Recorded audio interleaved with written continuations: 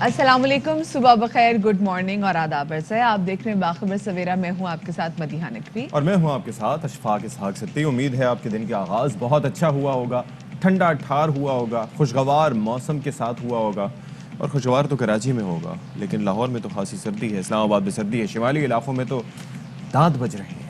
बिल्कुल जी। और वहाँ पे जिन लोगों ने जैकेट्स खरीदी हैं उनके पैसे भी पूरे हो रहे हैं। लेकिन साथी ये समझ में नहीं आ रहा, जो हमने पिछले साल जैकेट्स खरीद ली थी, पिछले साल स्वेटर्स खरीद ली थी, क्योंकि पिछले साल इतना अच्छा मौसम था, क्या क्या हो बनेगा उनका। मुझे लगता है वो बस मैंने बाहर निकाल के रख दिया। मेरे साथ पता है क्या होता है, जब कोई चीज़ आती है ना, सपोज कि मार्केट में आई है, उसके बाद जाके मैं ख़रीद लेता हूँ, उसके 10 दिन बाद ऐसा होता है कि उसके ऊपर हो जाता है 50% ऑफ तो मैं तो उसी शौक से नहीं निकलता। मेरे साथ लाहौर में 2 दफ़ा ऐसा हुआ ये होता है ना। उसके बाद आप बड़ा अलमिया का शिकार रहते हो कि ये मैंने अच्छा, फिर आप करते क्या हो कि अच्छी चीज़ ले ली ना, आपके तो फौरन नहीं पहनते, थोड़ा सा मौसम मज़ेदार आ जाए, और मज़ेदार मौसम में एक बंदा 50-70% ऑफ पे लेके पहन के घूम रहा होता है। बिल्कुल। मैं तो अक्सर पूछती भी हूँ कि भाई मुझे बता दें कि अभी आने वाली तो नहीं है सेल्स, आप मुझे बता दें। नहीं नहीं, अभी तो नहीं। और जैसे घर पहुँचती हूँ फौरन ही रात को ईमेल आ जाती है कि सेल लग गई है। अच्छा, एक दफ़ा मैं एक मॉल में गया, सब कुछ घूम घाम के वापस उतर रहा तो लिखा हुआ है कि 70% ऑफ। मैंने कहा आप कौन वापस जाए वहाँ पर तो बहरहाल जी, ये बहुत ज़रूरी है दुनिया भर में।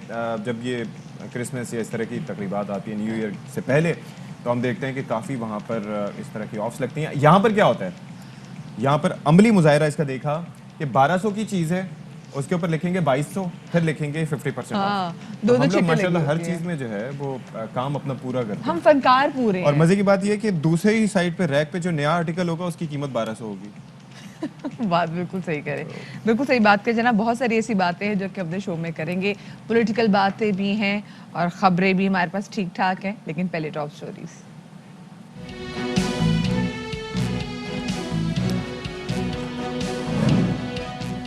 हम साथ साथ हैं। पंजाब असेंबली में तारीख रकम, अरकान असेंबली के अलाउंसेस बढ़ाने पर हुकूमत और अपोजिशन की एक पोजीशन।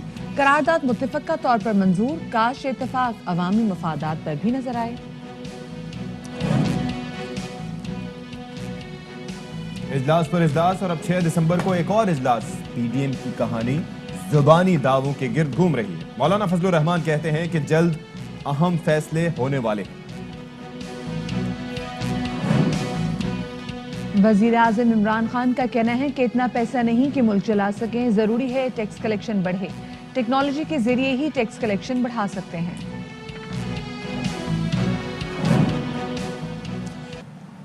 जी, तो शो के आगाज में सबसे पहले बात करेंगे प्राइम मिनिस्टर इमरान खान के हवाले से, जिनको खेल के मैदान से निकले हुए तो काफ़ी वक्त हो गया है, लेकिन ऐसा लग रहा है कि वो अभी भी खेल के मैदान पर राज कर रहे हैं, क्योंकि अभी इंशाल्लाह जो एक्सपो 2020 का जो एक एनुअल तकरीब होगी अगले साल, उसमें उनको अवार्ड से नवाजा जाएगा।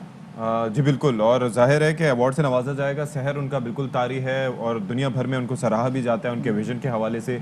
जिस तरीके से एक बार देखें कि 1992 का वर्ल्ड कप अगर आप देखें तो he was 39 at that time.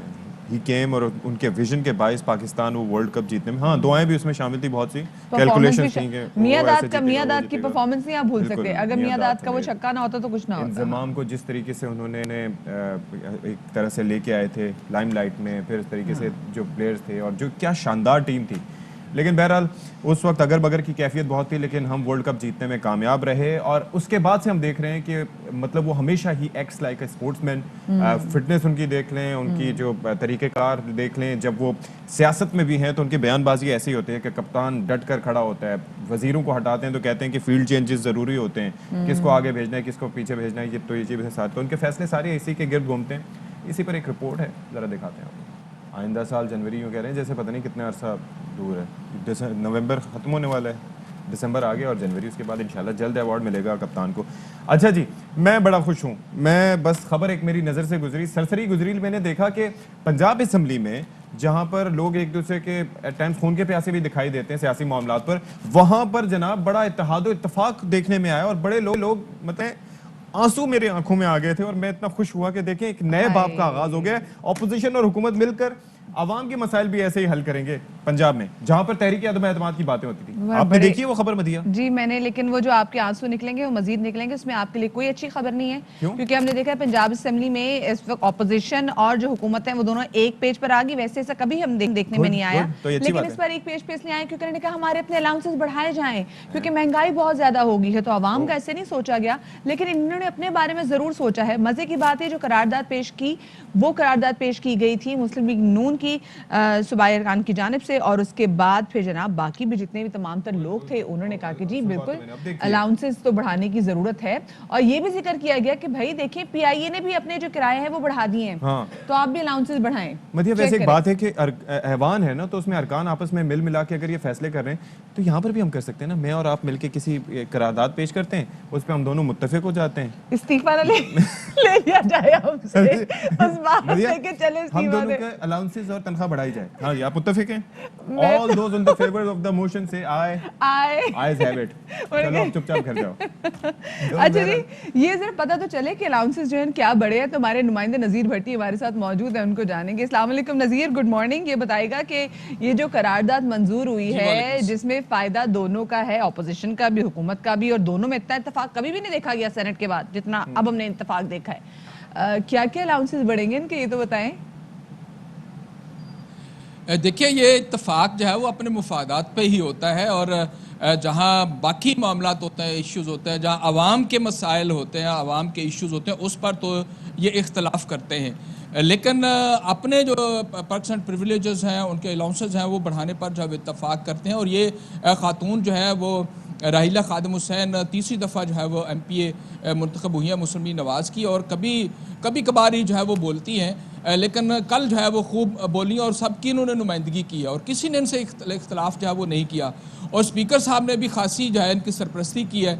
इन्होंने आउट ऑफ टर्न जो है वो करारदाद पेश की, और करारदाद जो पेश की उसके में उन्होंने ये प्ली ली कि जी महंगाई बहुत ज़्यादा हो गई है, किराए जो है वो बहुत ज़्यादा बढ़ गए हैं, लेकिन ये चीज़ें भूल गए कि आवाम इस वक्त जो है वो क्या उनकी सूरत हाल है। सब्जियां जो है वो महंगी हो चुकी हैं, जो बेसिक दालें हैं जो आम आदमी जो है वो इस्तेमाल करता है। बाकी बेचारे तो छोड़ दीजिए ना कि वो कहीं कोई तफरीह के लिए चला जाए, कहीं कोई महीने को एक दफ़ा जो है वो किसी जगह बाहर खाने के लिए चला जाए, वो चीज़ें तो अब आम आदमी भी जो है वो भूल चुका हुआ। लेकिन जो एलीट क्लास है, जो यहाँ मुंतखब नुमाइंदे हैं, जो आवाम की दुख दर्द के दावे तो करते हैं। यहाँ लाहौर में 133 में ज़िमनी इलेक्शन हो रहा है, हम सुनते हैं कमाल है कि हर पार्टी को जो है आवाम का दुख है, और लेकिन ये दुख उस वक्त होता है जब वोट मांगने होते हैं, जब ईवान के अंदर पहुंच जाते हैं तो इन्हें भट्टी साहब अब जो है ना, मैं आपको बता रहा हूँ, आप ये जो बातें करें ना, आप जेलस ना हो।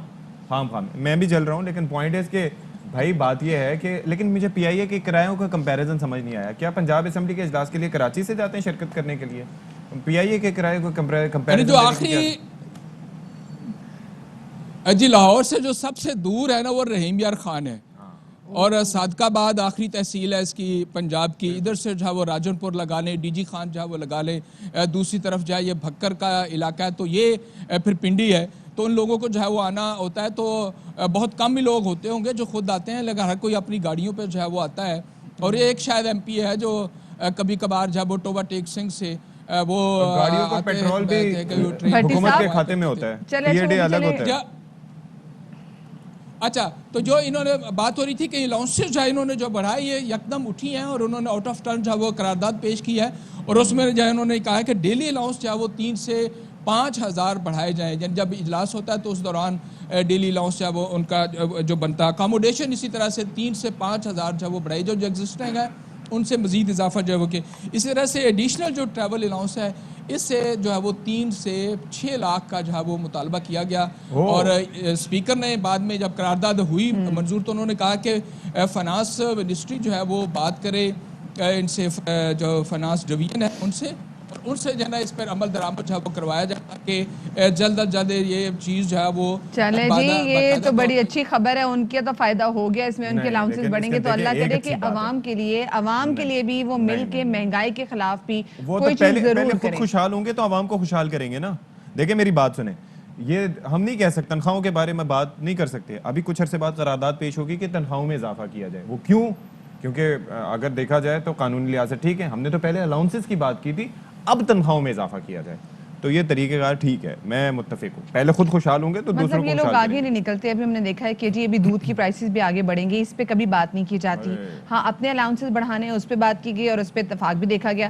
ورنہ جب مہنگائی کی بات کریں تو ہم یہی دیکھتے ہیں کہ یہ اپوزیشن وہاں پہ پنجاب حکومت کے خلاف کھڑی ہو جاتی ہے کہ آپ دیکھیں کتنی مہنگائی ہو گئی ہے, لیکن اپنے الاؤنسز کی بات جب آئی تو سب ایک ہی پیج اور پہ ویسے تھے. کیا سب کو بات ہے. پی آئی اے کے کرایوں کا تو پتہ ہے, لیکن آٹے, دال, پیٹرول, ان سب چیزوں کا ریٹ بھی پتہ ہونا چاہیے, سبزیوں کا ریٹ پتہ ہونا چاہیے. پرائس کنٹرول ایک نام کی کوئی چیز ہوتی ہے بھائی, وہ لے کے آ جائیں تو اس سے بھی کافی لوگوں کے مسائل کا حل ہو جائے. بہرحال ایک جانب تو یہ ہو رہا ہے, دوسری جانب ہم دیکھ رہے ہیں کہ وزیر اطلاعات فواد چودھری صاحب کا بیان سامنے آیا. کہتے ہیں کہ چینی, پیاز, ٹماٹر اور گارلک سستی ہوئی ہے. اچھا ایک تو تھوڑی سی میں کہوں کہ کل ہی میں لے کے آیا تھا بھائی, نہ ٹماٹر سستے ہوئے ہیں نہ پیاز سستی ہوئی ہے, ٹھیک ہے, تو یہ بات غلط ہے ویسے فیکچولی. لیکن فواد چودھری صاحب یہ بھول گئے کہ گارلک کو اردو میں کیا کہتے ہیں. اچھا یہ ایٹ ٹائمز میں بھی کنفیوز ہو جاتا ہوں, پھر مجھے سوچنا ہوتا ہے کہ نہیں, جنجر جو ہوتی ہے وہ ادرک ہوتی ہے اور گارلک وہ لہسن ہوتا ہے. تو کیا کہا ذرا آپ دیکھیں. ٹماٹر, پیاز اور گارلک, یعنی جو گارلک ہے, گارلک کو کہتے ہیں لہسن, نہیں ادرک, گارلک از ادرک, سوری گارلک ادرک. تو ادرک جو ہے اس کی یہ جو قیمتیں ہیں ان کی وہ بھی کم ہوئی ہیں. اچھا جی, کل ہوا پی ڈی ایم کا ایک اہم اجلاس, کل تھا سربراہی اجلاس, اور کل کے اجلاس میں اہم فیصلے کیے جانے تھے اور ہم بھی ایکسپیکٹ کر رہے تھے, ہماری بھی ایکسپیکٹیشنز یہی تھیں کہ جو لانگ مارچ کے حوالے سے بڑے عرصے سے بات کی جا رہی ہے, لانگ مارچ کی ڈیٹ فائنلی اناؤنس کی جائے گی, لیکن لانگ مارچ کی ڈیٹ اناؤنس نہیں کی گئی. انفیکٹ یہ کہا گیا کہ 6 دسمبر کو جناب اور اہم بڑے فیصلے کیے جائیں گے اور پھر لانگ مارچ کے مستقبل کا بھی پتہ چلے گا. اور یہ ایک اور کمیٹی پہ جو لانگ مارچ کا معاملہ ہے نا وہ ڈال دیا گیا ہے, جبکہ پی ڈی ایم نے اگلے برس نئے انتخابات کرانے کا بھی مطالبہ کر دیا ہے. کہ لیکن 6 دسمبر کیوں, کیا امپورٹنس ہے, کیوں؟ انہوں نے کہا جی ایک اور کمیٹی کا اجلاس ہے نا تو اس میں دیکھیں یہ ہم فیصلہ کریں گے. تو مولانا فضل الرحمان صاحب کہہ رہے ہیں کہ جی حال ہی میں رانا شمیم کا جو بیان ہے وہ حکومت اور اپوزیشن کے درمیان سیاسی میدان میں بے شک محاذرائی جاری ہے. ہم دیکھ رہے ہیں کہ جی کل, کیونکہ آج کل ہم دیکھ رہے ہیں کہ مولانا فضل الرحمان صاحب ان پر حکومت کی جانب سے کافی زیادہ تنقید کی جا رہی ہے, اور کل کا جب اجلاس ہوا تو اس میں ان کا کیا کہنا تھا, آپ کو سنواتے ہیں. ماضی میں جو عدالتی فیصلے آئے بلوچستان سے, رانا نسیم صاحب کا بیان, ثاقب نثار صاحب کا آڈیو آ چکا ہے. اپنے گھر کی گواہیاں, ان کی آزادی اور خود مختاری پر جو سوالات اٹھے ہیں, مقام کو انہوں نے اپنے کردار سے دوبارہ حاصل کرنا ہوگا. عدالت کے فیصلے تو عدالت نے کرنے ہیں, انہوں نے خود اس کا جائزہ لینا ہے کہ وہ ثاقب نثار صاحب کی طرف سے اوپر سے پریشر کے تحت فیصلے کر رہے ہیں یا آئین و قانون کے تحت انصاف کے فیصلے. جو سازشیں ماضی میں ایک منتخب وزیر اعظم کے خلاف آشکارا ہوئی ہیں, یہ ملک کے خلاف سازش ہے. مہنگائی کی صورتحال جب تک یہ حکومت ہے کنٹرول نہیں ہوگی, اس حکومت کا خاتمہ کرنا ہوگا.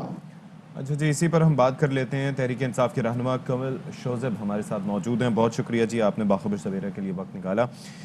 یہ پی ڈی ایم کا جو اجلاس ہوا اس میں وہ قبل از وقت انتخابات یعنی کہ آئندہ سال انتخابات کی بات کر رہے ہیں, آپ کا کیا موقف ہے اس پہ؟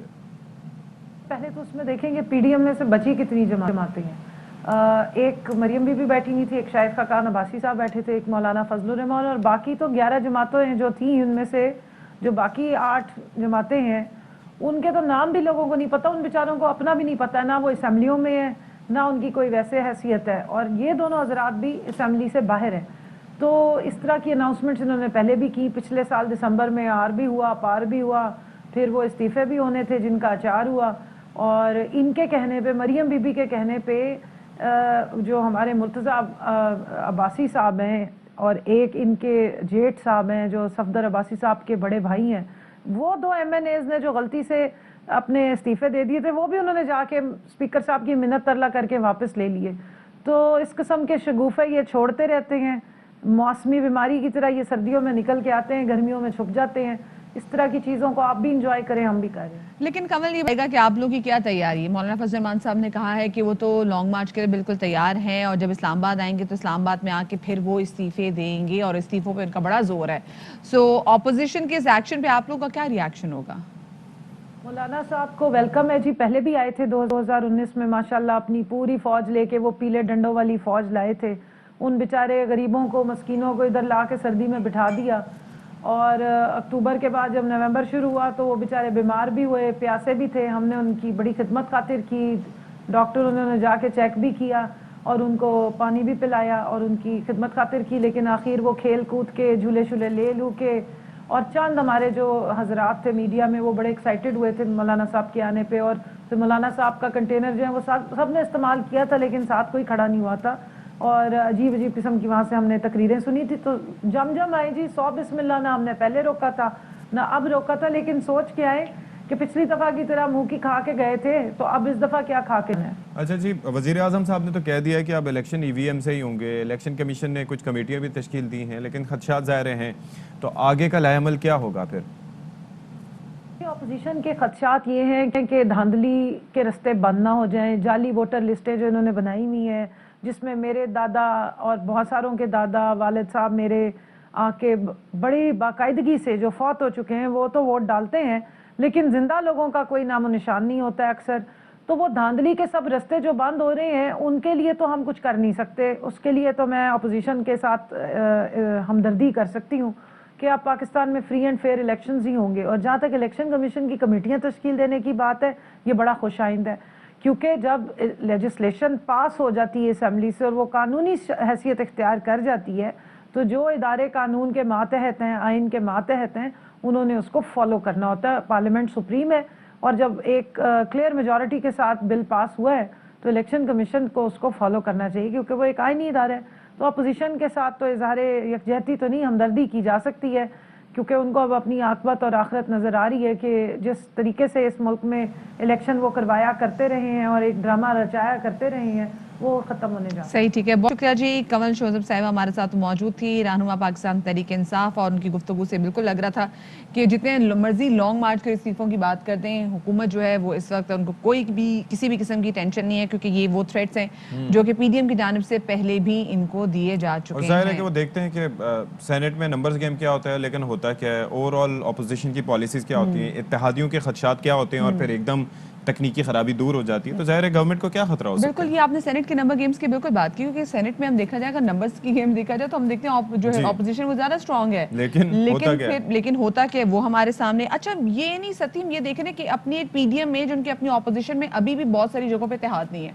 हमने पंजाब असेंबली में इस वक्त इत्तेहाद देख लिया, लेकिन आपको पता है शो कॉज नोटिस जारी किए गए उन पार्टीज को, स्पेसिफिकली अरकान को जो गैर हाजिर है। अच्छा, लेकिन वो याद है आपको सितंबर 2020 में जब शुरू हुआ था ये पीडीएम का सिलसिला, उस वक्त लग रहा था कि बड़ा कुछ हो जाएगा, लेकिन फिर सारा कुछ भी नहीं हुआ। फिर एएनपी को आपने नाराज कर दिया, फिर आपने पाकिस्तान पीपल्स पार्टी को नाराज कर दिया, शो कॉज नोटिस दे दिया, ऐसी जबान इस्तेमाल की, ऐसा लग रहा था अब उनके बॉस है, तो यही तो बाद में फड्डा बना।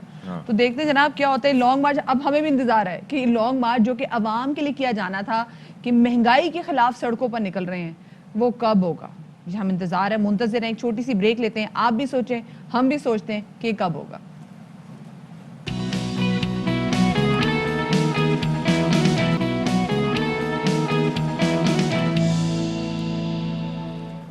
अच्छा जी, सुप्रीम कोर्ट कराची रजिस्ट्री का तस्करा करते हैं, जहां पर चीफ जस्टिस ऑफ पाकिस्तान गुलजार अहमद की सरबराही में आज लार्जर बेंच मुख्तलिफ मामलात की मुकदमात की समाअत करेगा। इस बेंच में जस्टिस एजाजुल एहसन और जस्टिस काजी मोहम्मद अमीन अहमद भी शामिल हैं। बिल्कुल, जो साथ में आपको ये भी बताते चले कि चीफ जस्टिस मिस्टर गुलजार अहमद जो हैं वो कराची सुप्रीम कोर्ट रजिस्ट्री भी पहुंच चुके हैं, और अब से थोड़ी ही देर में समाअत भी शुरू होने वाली है। बड़े अहम मुकदमात की समाअत है जो कि आज यहाँ पर होगी।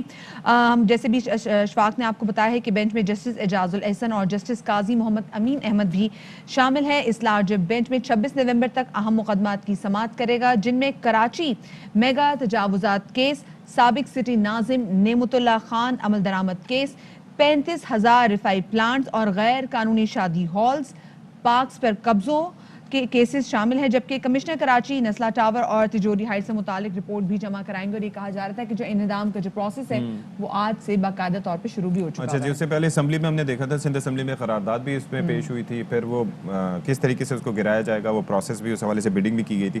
बहरहाल फारूक समी हमें ज्वाइन कर रहे हैं जो कि इन मुकदमात के हवाले से आगाह करेंगे। फारूक, बताइएगा पहला केस कौन सा है, कब से समाअत शुरू होगी, कौन कौन से केसेस आज देखे और सुने जाएंगे? बिल्कुल अशफाक, ये जो कराची जो तजावज़ात के हवाले से है, इस तमाम मुकदमात की समाअत यहाँ पर होगी आज, اور جو آج ہیں وہ رپورٹس پیش کی جائیں گی.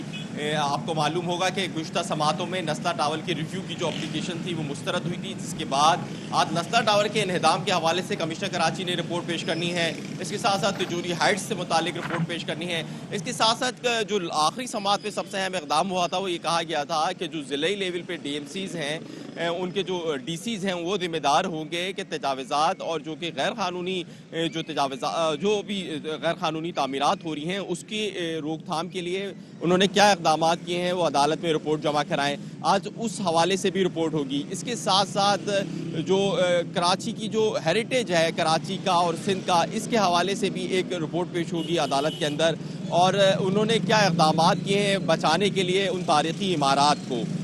اس کے ساتھ ساتھ جو ہے جو کراچی کے اندر رفائی پلاٹس تھے, پارکس تھے جن پہ قبضے کیے گئے تھے, چاہے وہ الادین پارک ہو یا شہر کے دیگر پارک ہوں, پی سی ایس کا پارک ہو یا کوئی بھی, ان کے حوالے سے رپورٹ پیش ہوگی کہ وہاں سے جو تجاوزات تھیں جو کہ کسی بھی سیاسی جماعت کا دفتر تھا یا اس پہ کوئی قبضہ تھا, اس قبضے کو ختم کرنے کے بعد کیا وہاں سے وہ ملبہ اٹھا لیا گیا ہے اور اس کو اپ گریڈ کر کے کیا اس کو بچوں کے لیے اور بڑوں کے لیے تفریح کا باعث بنا دیا گیا ہے یا نہیں. اس حوالے سے تمام رپورٹ پیش ہوں گی. کمشنر کراچی سمیت دیگر جو صوبائی حکومت یا وفاقی حکومت کے ہم جسے کہتے ہیں متعلقہ جو شعبے ہیں ان کے جو افراد ہیں وہ یہاں پر ابھی پہنچ چکے ہیں. فاروق سمی, لگ یہ رہا ہے کہ آج بھی کھنچائی ہوگی. مجھے ایسا ہی لگ رہا ہے کہ آج بھی کھنچائی ہوگی, کیونکہ نسلا ٹاور کے حوالے سے جو حکم دیا گیا تھا اس پہ مکمل تعمیل نہیں ہوئی ہے. نمائشی طور پہ ایک آدھ کھڑکی توڑ دی گئی ہے جو کہ کنٹرول ڈیوائس بلاسٹ جو ہوتا ہے اس کے لیے نقصان دہی ہوگی, کیونکہ اس حوالے سے جو کنٹرول ڈیوائس بلاسٹ کرنے والی کمپنی تھی اس نے ایک لیٹر بھی لکھا ہے کہ اگر آپ اس طرح توڑیں گے تو پھر ہم کنٹرول ڈیوائس بلاسٹ نہیں کر سکیں گے. اسی طرح تجوری ہائٹس کی جو فیصلہ تھا اس پہ بھی عمل درآمد نہیں ہو چکا ہے. کے سی آر کے حوالے سے جو اقدامات انہوں نے اب تک کر لینے تھے وہ ڈیڈ لائن گزر گئی ہے اور اقدامات نہیں ہوئے. کے سی آر اس طرح فعال نہیں ہوئی, اس طرح اس کے روٹس بحال نہیں ہوئے ہیں. جی اشفاق. اچھا, تو اس سے متعلق کیا بتایا جائے گا؟ ظاہر ہے نسلا ٹاور سے متعلق ہم نے یہ دیکھا تھا کہ فیصلہ کیا گیا تھا, سپریم کورٹ کا فیصلہ تھا, اب اس کے اوپر سندھ اسمبلی میں سے قرارداد بھی ایک منظور کی گئی کہ نہیں گرانا, تو اس سے متعلق بھی آپ کو لگتا ہے کہ آج جواب طلبی ہوگی؟ دیکھیے, سندھ حکومت کی قرارداد کو اگر ہم قانونی طور پہ دیکھیں تو وہ سوائے پوائنٹ اسکورنگ, سیاسی پوائنٹ اسکورنگ کے علاوہ کوئی نہیں ہے. اگر کوئی ایسا ہی تھا تو کوئی بندہ آتا ہے یہاں, سندھ حکومت فریق بنتی اس کیس میں. سندھ حکومت تو خود جو ہے نسلا ٹاور کو گرائے جانے سے حوالے سے متعلق سب دکھانے کے لیے ایسا اقدام نہیں اٹھایا, بالکل یہ دکھانے کے لیے. ورنہ ایڈوکیٹ جنرل سندھ جو ہے وہ سندھ حکومت کو موقف پیش کرنے کے لیے آزاد تھے, وہ یہاں پہ وہ آتے, وہ پیش ہوتے اور وہ بات کرتے. اس وقت سب سے امپورٹنٹ جو بات ہوگی وہاں کے الاٹیز کے لیے وہ پیسوں کی ادائیگی ہوگی, اور اس حوالے سے جو ہے وہ سندھ حکومت کو اقدام کرنا چاہیے. 2 ریویو کی پٹیشنز جو ہے ان کی جو ہے وہ خارج ہو چکی ہیں عدالت سے, تو ایسے میں کوئی قرارداد لے آنا سندھ اسمبلی سے یہ سوائے سیاسی پوائنٹ اسکورنگ کے کچھ نہیں ہوگا. اب جو بھی تمام معاملات ہیں وہ عدالت کے اوپر ہیں کہ وہ اس کے حوالے سے کیا اقدام کریں. ٹھیک ہے, جی بہت شکریہ آپ کا فاروق سمی, آپ ہمارے ساتھ موجود تھے اور آج بڑی انٹرسٹنگ سماعت ہوئی, اور آئی ایم شیور کہ دوبارہ بھی اپڈیٹس لیتے رہیں گے. آج پورا دن فاروق سمی سے تو علم ہوگا کہ کیا کیا ہوا, اور بڑی کھنچائی ہونے والی ہے کیونکہ جو ہدایات دی گئی تھی اس پر عمل نہیں ہوا, تو کس طریقے سے جواب دیں گے یہ افسران. بالکل جی, بڑی میجر انکروچمنٹس ہیں جن کے حوالے سے آج سوالات کیے جائیں گے, اور دیکھتے ہیں کہ کیا ایڈمنسٹریشن کی جانب سے کیا کچھ جوابات دیے جاتے ہیں, اس پر بات کریں گے. لیکن ابھی ہم چھوٹی سی بریک لے رہے ہیں, بریک کے بعد ملتے ہیں.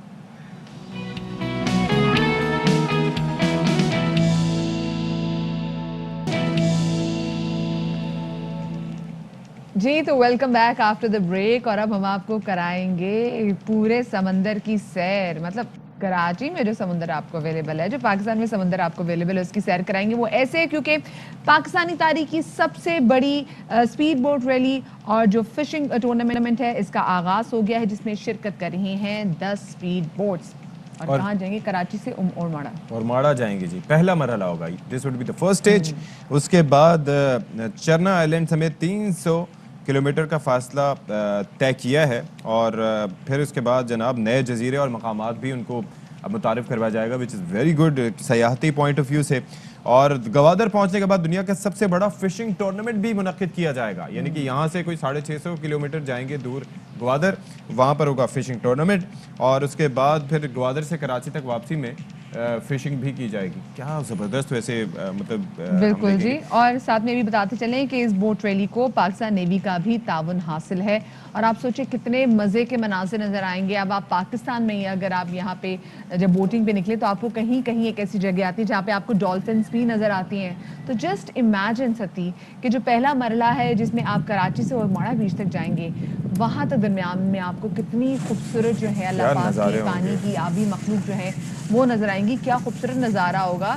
سو دیکھیں جی, پتہ نہیں ویسے ستی جو ہے آپ کو کچھ لوگوں کو ہوتی ہے نا کہ پانی میں واٹر سکنس بھی ہوتی ہے. بھائی مجھے ہوتی ہے نا, میں یہ سوچ رہا تھا کہ اگر مجھے موقع ملتا, کیونکہ یہ ایک دن کی بات نہیں ہے, یہ تو کئی دنوں پر محیط, یہ ظاہر ہے کہ یہ ہوگا 650 کلومیٹر تک رکتے رکتے بھی جائیں گے.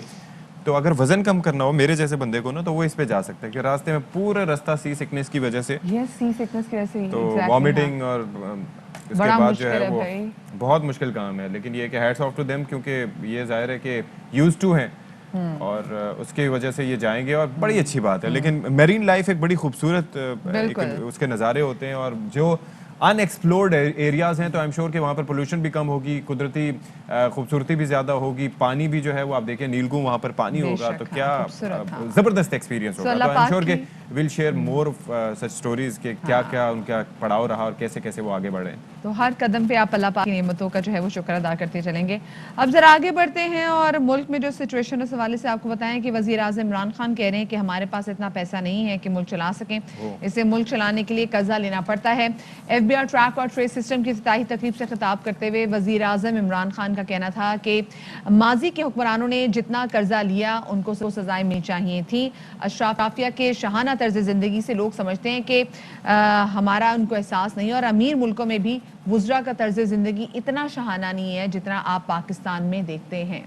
بالکل جی. اور پھر اس کے ساتھ ساتھ وزیر اعظم صاحب نے مزید کیا کہا, آپ کو ذرا پہلے سنوا دیتے ہیں. سب سے بڑا پرابلم یہ ہے کہ ہمارے پاس پیسہ نہیں ہے اپنے ملک کو چلانے کے لیے, جس کی وجہ سے ہمیں قرضے لینے پڑتے ہیں. پرائے کی حکومت تھی, اس سے ٹیکس چوری کرنا تو آپ کا ہی کام لوگ سمجھتے تھے کہ رولنگ ایلیٹس نے کبھی بھی پاکستان میں ٹیکس کلچر ڈیولپ نہیں ہونے دیا. ان کا جو لائف سٹائل تھا, لوگ سمجھتے تھے کہ ان کو کوئی درد نہیں ہے ہماری, ہم ایسے چل ہی نہیں سکتے آگے. ایک قرضے لے لیے اتنے پچھلے 2008 سے اور 2018 کے بیچ میں 4 گنا زیادہ پاکستان کا قرضہ بڑھا. میں کئی دفعہ حیران ہوتا ہوں کہ ان لوگوں کو تو سزائیں ملنی چاہیے. اس وقت ایف پی آر ہے نا, اس کا بڑا کرٹیکل رول ہے. ہماری سروائیول اب ڈیپینڈ کرتی ہے ایف پی آر پہ. جس طرح ایک ملک کی ایک نیشنل سیکیورٹی کا ایشو ہوتا ہے, وہ ہمارا ایشو بن چکا ہے. ریکارڈ ٹیکس کلیکشن 6000 ارب تک ہماری امید ہے پہنچ جائے گی.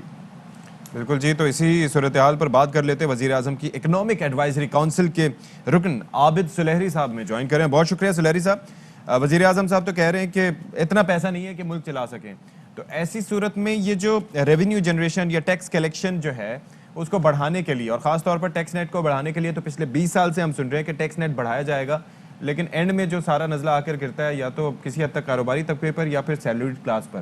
کیا کیا جا رہا ہے اس حوالے سے؟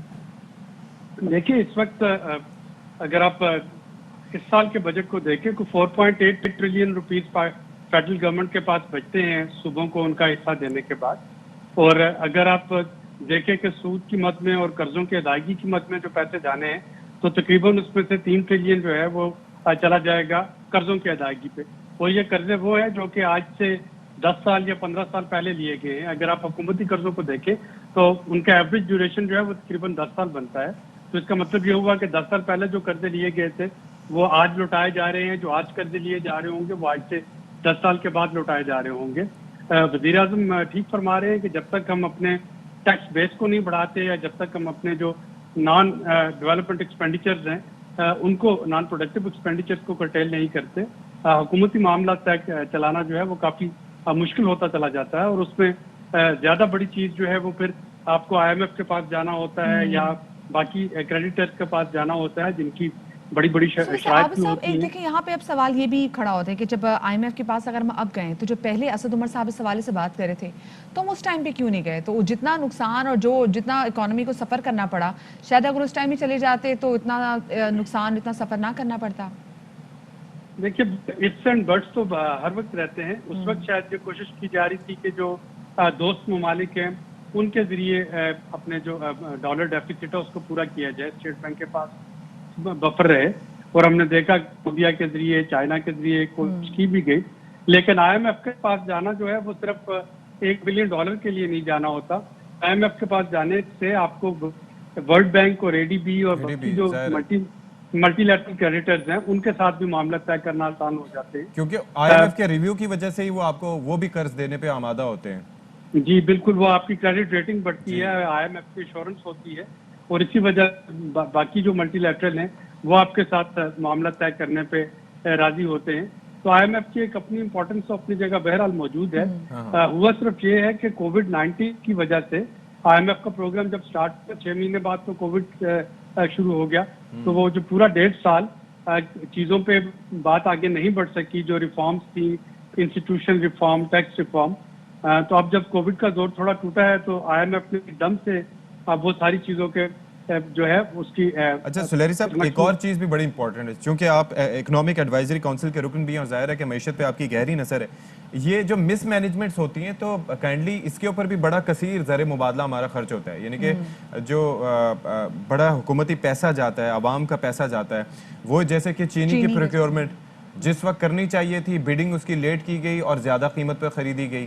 گیس کا مسئلہ دیکھ لیں کہ گیس کے حوالے سے جو پروکیورمنٹ جس طریقے سے کرنی تھی $8 سے $9 پہ, وہ $25 سے $30 پہ جا کے ہو رہی ہے. 12 سے 14 کارگو منگوانے تھے, 10 منگوائے گئے. تو آپ نہیں سمجھتے کہ تھوڑی سی مینجمنٹ بہتر کرنے کی ضرورت تھی, فورسی کرنا چاہیے تھا؟ دیکھیں مینجمنٹ اس میں تو کوئی دو رائے نہیں کہ ہمیشہ اس میں امپروومنٹ کی گنجائش ہوتی ہے. مسئلہ یہ ہے کہ آپ کے اس وقت جو پالیسی میکرز ہیں اور جو ڈسیژن میکرز ہیں وہ نیب اور اس جیسے اداروں سے اتنا ڈرے ہوئے ہیں.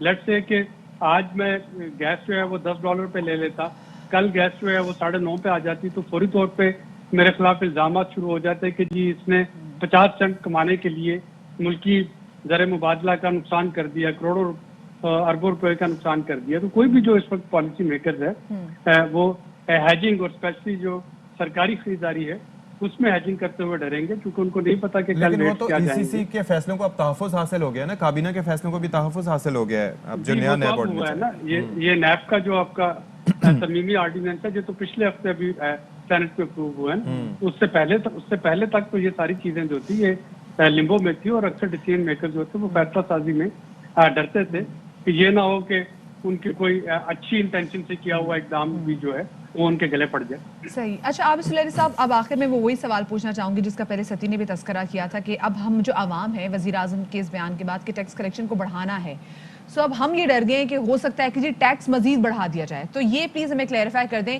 کہ ٹیکس مزید بڑھایا جائے گا یا ٹیکس نیٹ کو بڑھایا جائے گا؟ دیکھیے ٹیکس اویڈر جو ہیں ان کو پکڑا جائے گا. فار ایگزامپل جو ٹریک اینڈ ٹریس سسٹم کل وزیر اعظم نے شروع کیا, اب یہ نہ صرف یہ کہ چینی پہ لاگو ہوگا, یہ سگریٹ پہ ہوگا, یہ جو بیوریجز ہیں ان پہ ہوگا, یہ فرٹیلائزر پہ ہوگا, یہ سیمنٹ پہ ہوگا. تو وہ بڑی بڑی انڈسٹریز جو کہ ٹیکس چوری کرتے تھے جس میں کچھ سیگمنٹ یا ان کی جو پروڈیوس تھی, ان کی جو پروڈکٹ تھی ان کا پورا پتہ نہیں چلتا تھا, اب ان سب پہ ایک کمپیوٹرائز اسٹیمپ اور اسکین میکینزم ہوگا تاکہ پتہ چل سکے کہ ان کی ٹوٹل پروڈیوس کتنی تھی, اس کو انہوں نے کتنا ٹیکس دیا. تو ایک تو اس سے آپ کے FPR کا ریونیو جو ہے اس میں اضافہ ہو رہا ہوگا. دوسرا کچھ چیزوں پہ ایگزمپشن جو ہے جو جنرل سیلز ٹیکس تھی وہ واپس لی جا رہی ہے, اور اس میں بھی زیادہ تر جو ہے وہ لگژری آئٹم ہے. ایک آدھ آئٹم ہے یعنی ابھی پرپوزڈ ہے, لسٹ جو ہے وہ آپ کو FPR جو ہے جب وہ فائنل فیصلہ ہوتا ہے اور اس کو پارلیمنٹ میں لے کے جانا ہوگا, تو جب وہ آئے گا تو اس کو پتہ چل جائے گا. لیکن زیادہ تر اس پہ لگژری آئٹم ہے. یعنی مہنگے فون جو ہیں یہ مزید مہنگے ہو جائیں گے, اسمارٹ فون جو ہیں یہ آپ کے یہ مزید مہنگے ہو سکتے ہیں. اسی طرح سے جو امپورٹڈ کاسمیٹکس ہیں, باقی اور گاڑیاں بھی سلیری صاحب وہ بھی گاڑیوں جو ہیں گاڑیوں پہ ویسے ہی روپی کی ڈیپریسیشن کی وجہ سے ان کی قیمت بڑھ رہی ہے.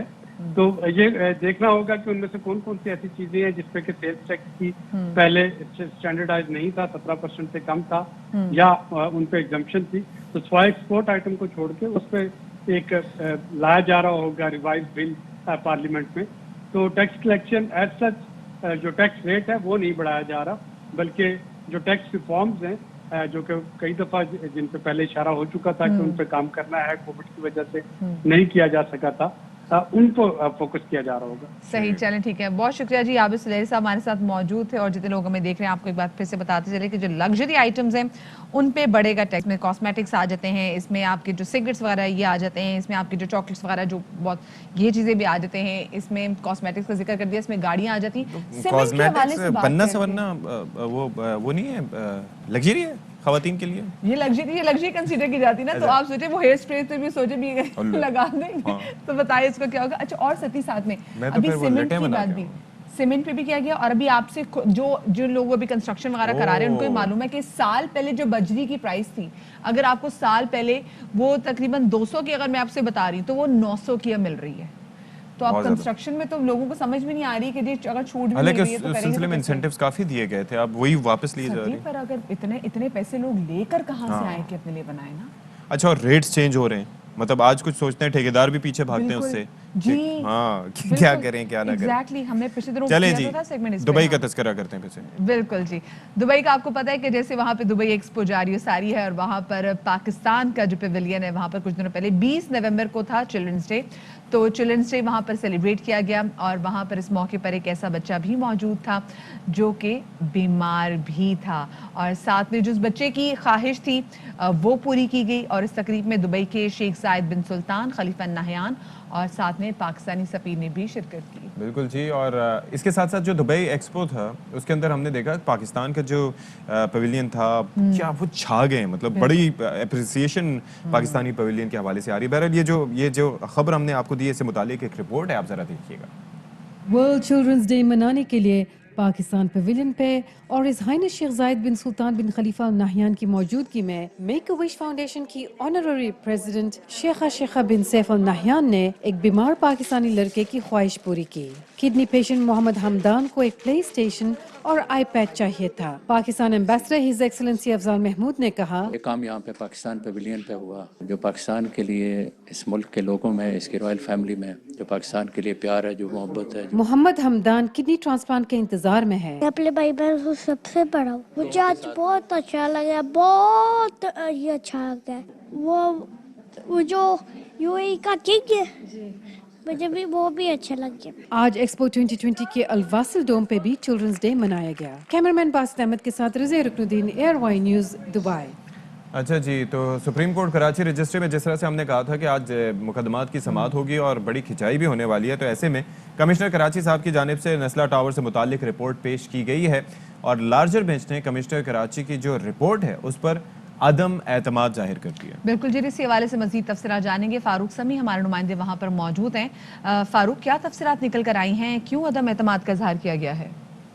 बिल्कुल, जैसे ही लार्जर बेंच की समाअत हुई और जैसे कि हम तवक्कुह कर रहे थे वैसे ही जो है वो नस्ला टावर के केस को सबसे पहले लिया गया और चीफ जस्टिस से सवाल किया कमिश्नर कराची कहाँ है, उनसे पूछा बताएं क्या हुआ, जो काम करने को कहा क्या कहा, क्या किया। तो जिसपे उन्होंने जो है वो तरद्दुद का शिकार हुए। जब चीफ जस्टिस ने रिमार्क देते हुए कहा क्या यहाँ से जेल जाने का इरादा है आपका, कितनी इमारतें गिराई बताएं। जस्टिस काजी मोहम्मद अमीन ने रिमार्क देते हुए कहा आपने मिसकंडक्ट किया है। चीफ जस्टिस बोले हम आपको यहाँ से सीधा जेल भेजेंगे, ओहदा छोड़ दें, आपके करने का काम नहीं है, आप समझते हैं वक्त निकाल लेंगे इस तरह। चीफ जस्टिस ने एडवोकेट जनरल सिंह जो कि सिंध हुकूमत के नुमाइंदे हैं उनसे मुकालमा करते हुए कहा कि ये कमिश्नर कराची बनने का एल है। कमिश्नर कराची ने अदालत में उस मौके पर माफी तलब की और कहा मैं माफी मांगता हूँ। चीफ जस्टिस ने हुक्म दिया है कि आप अभी जाएं और दोपहर तक रिपोर्ट दें और तस्वीर लाकर दिखाएं। सुप्रीम कोर्ट ने कमिश्नर कराची को कहा है कि यहाँ से फौरी जाएं, नस्ला गिराएं और दोपहर को रिपोर्ट दें। इसके साथ साथ तिजोरी हाइट्स की रिपोर्ट भी साथ लेकर आए। अदालत ने आज सख्त बरहमी का अदार किया कमिश्नर कराची पर और सबसे पहले उन्हीं को तलब किया गया और उन्हीं से रिपोर्ट तलब की गई कि कराची के जो मेगा तजावुजात केस है उसमें उनकी जानिब से अदालती अहकामात पर कितना अमल दरामद किया गया है। जी ठीक है जी, फारूक समी हमारे साथ मौजूद ही हैं और मामला ये है कि किस तरीके से आज नस्ला टावर से मुतालिक रिपोर्ट पेश की गई है और कमिश्नर कराची की जानिब से रिपोर्ट पेश की गई है। अदालत ने उस पर बरहमी का इजहार किया है और कहा है कि आपको हम यहाँ से सीधा जेल भेज देंगे और दोपहर तक नस्ला टावर गिराएं, ये सुप्रीम कोर्ट की जानिब से हिदायत जारी की गई है। और कमिश्नर कराची ने कहा कि मैं माफ़ी मांगता हूँ, तो चीफ जस्टिस ने कहा कि अभी जाएं और दोपहर तक रिपोर्ट दें, तस्वीर भी लाकर दिखाएं कि किस तरीके से उसको मुनहदम किया गया है। ओहदा छोड़ दें, ये काम आपके करने का नहीं है। बिल्कुल जी। और फारूक समी हमारे नुमाइंदे हमारे साथ मौजूद है। फारूक की बताइएगा कि जैसे कि भी अहकाम जारी किए गए तो क्या वही तरीक़ेकार अपनाया जाएगा जिसके बारे में पहले कहा गया था कि नस्ला टावर हम उसको बॉम्बिंग से जो है उसको गिराएंगे?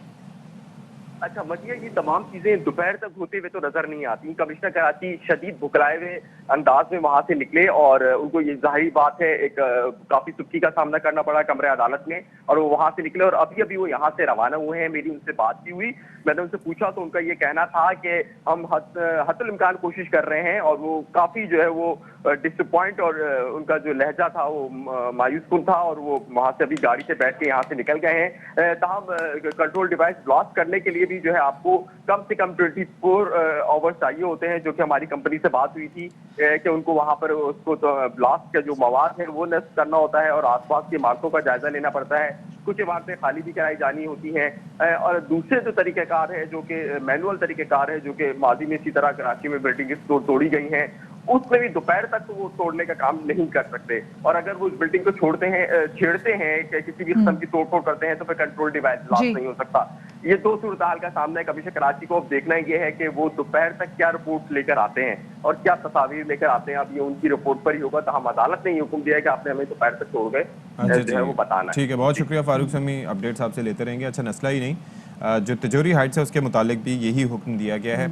अब कंट्रोल ब्लास्ट वाला सिलसिला तो है नहीं, अब मैनुअली उसको तोड़ेंगे तो कैसे तोड़ेंगे ये अभी देखना बाकी है। कमिश्नर साहब क्या करेंगे, लेट्स सी। अच्छा, अब हम बात कर लेते हैं ज़रा कौमी एयरलाइन के तैयारों की, और जाहिर है कि वैसे हम ज़रा बात ये करते हैं कि किस तरीके से क्रिटिसाइज़ किया जाता है पाकिस्तान इंटरनेशनल एयरलाइंस को, लेकिन जो लोग उनमें सफ़र करते हैं उनकी जो हरकत हैं, सकनात हैं, वो सबके लिए बायसे शर्म है कि वैसे तो अपने घर में लोग बड़ी सफाई रखते हैं, सफाई हमारे मजहब में उसको निस्फ ईमान की हैसियत हासिल है, लेकिन ये कौमी एयरलाइन के तैयारों की हालत है कि यहाँ पर आप जरा देखिए कि किस तरीके से ये लोगों ने जो अपने घरों में सफाइयां रखते हैं, यहाँ पर कचरा किस तरीके से बिखेर के जाते हैं। ये डोमेस्टिक फ्लाइट नहीं है, ये डोमेस्टिक फ्लाइट नहीं है, तो आप ये कहें कि जी लोगों का एक्सपोजर नहीं था और ये लोग पाकिस्तान में रहते हैं तो उनको नहीं आइडिया। जो अपने गली मोहल्लों का जो हाल करते हैं, यही हाल शायद वो अपने जो घरों का करते हैं, वही हाल उन्हें पाकिस्तान ने जो PIA की जो परवाज है, जो अपने प्लेन है उसका हाल किया। लेकिन ये आपको बताते चलिए, जो परवाज है ना, ये इस्लामाबाद से लंदन के लिए रवाना हो रही थी, तो आप सोच सकते हैं कि यहाँ पर कैसे लोग जो हैं वो यहाँ पर जमा होंगे, और जिस तरीके से उन्होंने तैयारे का जो हाल किया है और जिसको कचरा कुंडी बना दिया है। PIA के तर्जुमान ये कह रहे हैं कि भाई देखें, ये लोगों का एटीट्यूड है, ये लोगों का बिहेवियर है, जिसके बाद हमें तैयारी की अच्छा, मैं तो ये कहता हूँ कि ऐसे में ये करना चाहिए कि भाई पैसेंजर लिस्ट जारी करें, जिनकी जो नशिस्त थी उसके हिसाब से फिर आप उनकी तस्वीर भी जारी करें कि यहाँ पर कौन लोग विराजमान थे। सलाउद्दीन हमारे साथ मौजूद हैं। सलाउद्दीन, बताइएगा इससे मुतालिक जरा। बिल्कुल, ये बिल्कुल अफसोसनाक ये तस्वीरें सामने आई हैं। देख सकते हैं कि ये किस तरह से जहाज का हाल किया हुआ है। ऐसा लग रहा है ये जहाज नहीं है, गली मोहल्ले का मंजर पेश किया जा रहा है। ये इंटरनेशनल फ्लाइट से, जबकि ये फ्लाइट आई थी बरतानिया से इस्लामाबाद, और इस्लामाबाद से जाने वाली परवाजों में भी यही सूरत हाल होती है, जबकि बरतानिया के हीथ्रो एयरपोर्ट पर भी वहाँ की जो ग्राउंड हैंडलिंग कंपनी है उसने भी अपनी तशवीश का इजहार किया है कि चूंकि जहाज की सफाई के लिए खासा वक्त दरकार होता है, डीपली सफाई होती है, तो PIA की जानिब से भी मुसाफिरों से अपील की गई है कि हवाई जहाज में कचरा ना फेंका जाए, कुछ जगहों पे कचरे को डाला जाए, लेकिन मुसाफिर नहीं मान रहे। ये PIA की चार्टर्ड फ्लाइटें हैं जो बरतानिया के लिए ऑपरेट हो रही हैं। खासा वक्त लग जाता है, आमद और रवानगी में भी ज़ाहिर है घंटे से ऊपर इसकी सफाई में वक्त लग जाता है। तो ये परवाज है PK 9785, जिसमें सफाई सुथराई के नाक़िस इंतजामात के हवाले से। मुझे ये बताएं, ये पूरी परवाज में जो लोग मौजूद थे उन्होंने इतना गंद मचाया, या फिर हम ये कह सकते हैं जी मखसूस कुछ नशिस्तें थी जहाँ पे जो फैमिली बैठी हुई थी, उनके साथ बच्चे मौजूद थे, उनको इतनी तमीज़ नहीं थी, शायद वो पहली बार ट्रैवल कर रहे थे, या कि पूरे के पूरे जहाज की सूरत हाल थी? क्योंकि ये देखें, ये एटीट्यूड बता रही है लोगों का कि जो लोग पाकिस्तान से ट्रैवल करके लंदन जा रहे हैं उनका एटीट्यूड क्या होता है। देखिए, ये बिल्कुल कोई मखसूस नशिस्तें नहीं है, ओवरऑल जहाज के ये मनाजिर हैं। आप देख भी रहे होंगे, हमारे नाजरीन भी अपने टेलीविजन स्क्रीन पर देख रहे होंगे। नशिस्तों के साथ साथ टॉयलेट का भी को भी उन्होंने डस्टबिन बनाया हुआ है। मुतादिद बार फजाई मेजबान, फजाई अमला मुसाफिरों को तंबीह करता रहता है कि कचरा इस तरह से ना फेंकें, मखसूस जगह पे रख दें, वो पिक कर लेगा, लेकिन उनकी बात नहीं मानी जाती और बहुत सारी शिकायतें आ रही हैं। اسلام آباد سے لندن جانے والی پرواز اور لندن سے اسلام آباد جانے والی پرواز پر یہی صورتحال لندن کے ہیتھرو ایئرپورٹ پر ہو رہا، اور یہی جب جہاز واپس آتا ہے تو اسلام آباد ایئرپورٹ چلیں پر ٹھیک ہے بہت شکریہ صلاح الدین. آئی ایم شیور کہ یہ آنکھیں کھولنے کے لیے کافی ہوگا. زیادہ بہتر یہ ہوگا پیسنجر لسٹ جاری کریں, ان لوگوں کی تصویریں شائع کریں جو لوگ یہاں پر ٹریول کر رہے تھے, تاکہ ان ملکوں کی بھی آنکھیں کھولیں کہ کون لوگ ہمارے پاس آ رہے ہیں. چلیں جی, اور ساتھ میں یہ بھی ہوتا ہے کہ وہ جو کلیننگ ہے نا مسلسل جاری ساری رہتی ہے. ہم نے دیکھا ہے کہ جو ایئر ہوسٹس بھی ہوتی ہیں وہ مسلسل چیزیں کلیکٹ کر رہی ہوتی ہیں, تو یہاں پہ جو صورتحال لگ رہی ہے وہ تو خیر کافی افسوسناک ہے. شرمندگی ہو رہی ہے بتاتے ہوئے کہ جی پاکستان ایئر لائن کے ساتھ پاکستان نے کیا کہ. چھوٹی سی بریک کے بعد ملتے ہیں.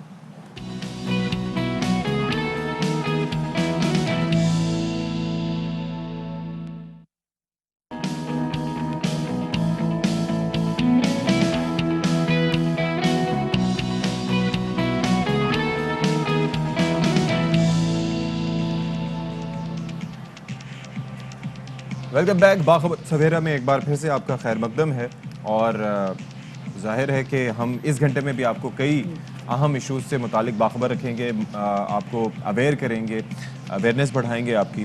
اور ایک بڑا اہم مسئلہ ہے اس میں جناب فضائی آلودگی کا, جس سے ہم دیکھ رہے ہیں کہ پاکستان بہت زیادہ متاثر ہے, اور پاکستان کے تمام ہی شہر اس سے بری طرح متاثر ہو رہے ہیں. تو اس حوالے سے کافی کچھ کرنے کی ضرورت ہے جو کہ ابھی تک نہیں ہو رہا. اچھا, میں دیکھتی رہی ہوں کہ آپ نے ایئر کوالٹی انڈیکس جو کھولا بھی, تو مجھے بتائیں اس وقت سب سے زیادہ پنجاب میں جو آلودہ ترین آپ شہر دیکھتے ہیں وہ کون سا ہے؟ بھائی لاہور میں اس وقت ہے ایئر کوالٹی انڈیکس 241, جو کہ خطرناک لیول پہ ہے. ایک بار پھر سے اپنے ناظرین کے لیے کہ 0 سے 50 تک ہیلدی ہے, 50 سے 100 تک ماڈریٹ ہے, 100 سے 150 تک اگر لیول ہو تو کچھ گروپس کے لیے, یعنی کہ جن کے لنگس میں کوئی پرابلم ہے, پھیپھڑوں کی بیماری ہے, کوئی اور آنکھوں کے مسائل ہیں, تو ان کے لیے خطرناک ہے. اور 150 سے اوپر تو پھر اللہ ہی حافظ ہے. تو 550 جی 650 تک کی گیا تھا لاہور میں. وہ لوگ جو کہ بائک پہ سفر کرتے ہیں ان کے لیے کتنا مشکل ہے. تو ہیلمٹ صرف یہ نہیں کہ جان بچانے کے لیے, بٹ ہیلمٹ جو ہے وہ اسموک سے بچنے کے لیے بھی ان کے لیے جو ہے کافی اہم. اور دوسرا یہ ہے کہ اب مختلف فیصلے کیے جاتے ہیں. بھائی پنجاب حکومت کی جانب سے فیصلہ کیا گیا کہ اسکول بند کر دیں گے. او بھیا, اسکول بند کرنے سے کیا ہوگا؟ مطلب ہمارے پاس حل یہ ہے, محرم اور حرام میں یا کسی بھی موقع پر اگر جلوس نکل رہے ہیں, موبائل فون سروس بند کر دو. کوئی بھی اس طرح کی چیز ہو اس وقت بند کر دو. بند کرنا ہی ہر چیز کا حل ہے. اس کے روٹ کاز پہ جائیں کہ کس وجہ سے ہو رہا ہے. انڈسٹریل ایمیشنز روکنے کے لیے آپ نے کیا کیا؟ کچھ نہیں. گاڑیوں کے اندر یہ جو اس طریقے سے جن کے سائلنسر نہیں لگے ہوئے یا جو اس طرح کے ایمیشنز کرتی ہیں ان کو روکنے کے لیے کیا کیا؟ چالان کیے؟ کوئی نہیں. یہ جو بھٹے چل رہے ہیں اینٹوں کے, ان کے اندر آپ زگ زیگ ٹیکنالوجی متعارف کروا دیں تاکہ وہ جو مضر ذرات ہیں وہ فضا میں نہ جائیں. کیا کیا؟ کچھ نہیں. وہ کہتے ہیں ہم نے کیے ہیں, لیکن اس کے جو ایفیکٹس ہیں نا وہ سب نظر نہیں آ رہے. فصلیں جلتی ہیں, کیوں جلتی ہیں کسی کو کچھ نہیں پتا. ہیوی مشینریز دنیا جہان میں استعمال ہوتی ہے کہ جس کا جو دھواں ہے وہ آپ کی آب و ہوا میں شامل نہیں ہوتا. یہاں پہ کیا بھی جا رہا ہے, لوگ پرائیویٹلی اس پہ کام کریں, لیکن معلوم نہیں کہ بڑے بڑے پیمانے پر کام کیوں نہیں کیے جاتے. بہت ساری چیزیں آپ کے ساتھ شیئر کریں گے, لیکن پہلے ٹاپ اسٹوریز.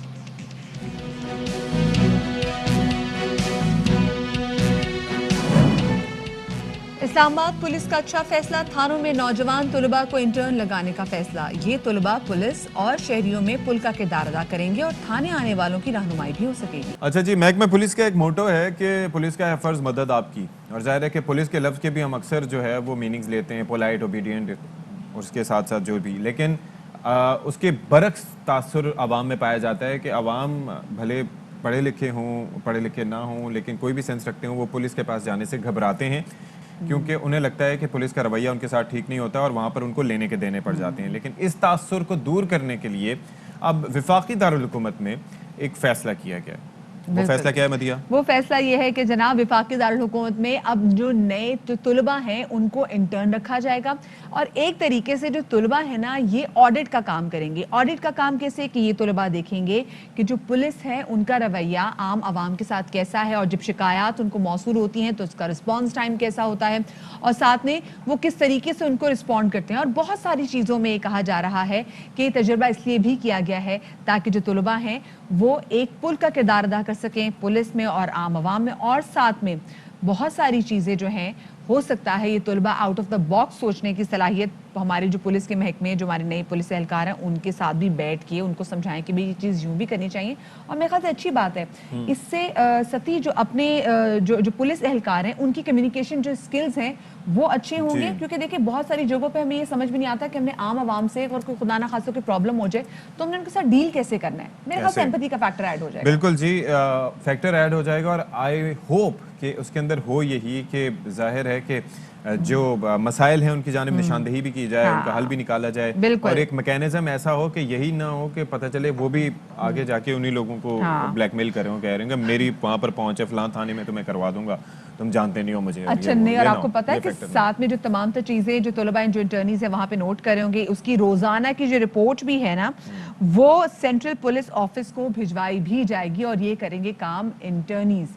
مطلب ویسے ہوتا ہے کہ آپ اگر کہیں انٹرنیز ہو تو آپ کی پرفارمنس دیکھی جاتی ہے اور آپ کی رپورٹ آگے دی جاتی ہے, لیکن یہ وہ انٹرنیز ہیں جو کہ پولیس اہلکاروں کی جو پرفارمنس ہے, ان کا بیہیویئر ہے, ان کا ایٹیٹیوڈ ہے, اور جس طریقے سے وہ سچویشنز کو ہینڈل کرتے ہیں اس پہ وہ رپورٹ بنائیں گے. وہ کہیں گے خدا دا واسطہ ہے نہ کرو کوئی رپورٹ ٹھیک بھیجنا. لیکن اچھا وہ ایک سیاسی لیول پہ ہم نے دیکھا تھا تحریک انصاف کی جانب سے وہ ایک ٹائیگر فورس بنائی گئی, اس کا بھی ملتا جلتا کام تھا.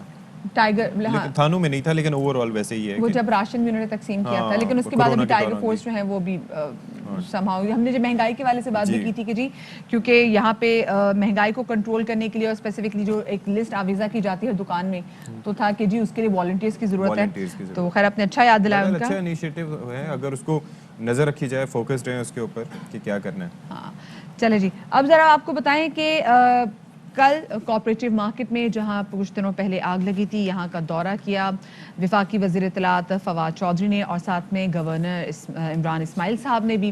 اور یہاں پر انہوں نے میڈیا سے بات کرتے ہوئے کہا کہ کراچی میں کوئی بھی کام جیسے ایک واٹر بورڈ ہے وہ اور سندھ بلڈنگ کنٹرول اتھارٹی کے اجازت کے بغیر نہیں ہوتا, ان کی یہاں پر بڑی منمانی ہوتی ہے. ساتھ میں انہوں نے ساتھ یہ بھی اشارہ کیا کہ جو کراچی میں بڑھتی ہوئی مہنگائی ہے اس میں بہت بڑا کردار سندھ حکومت کا ہے. وہ کیوں؟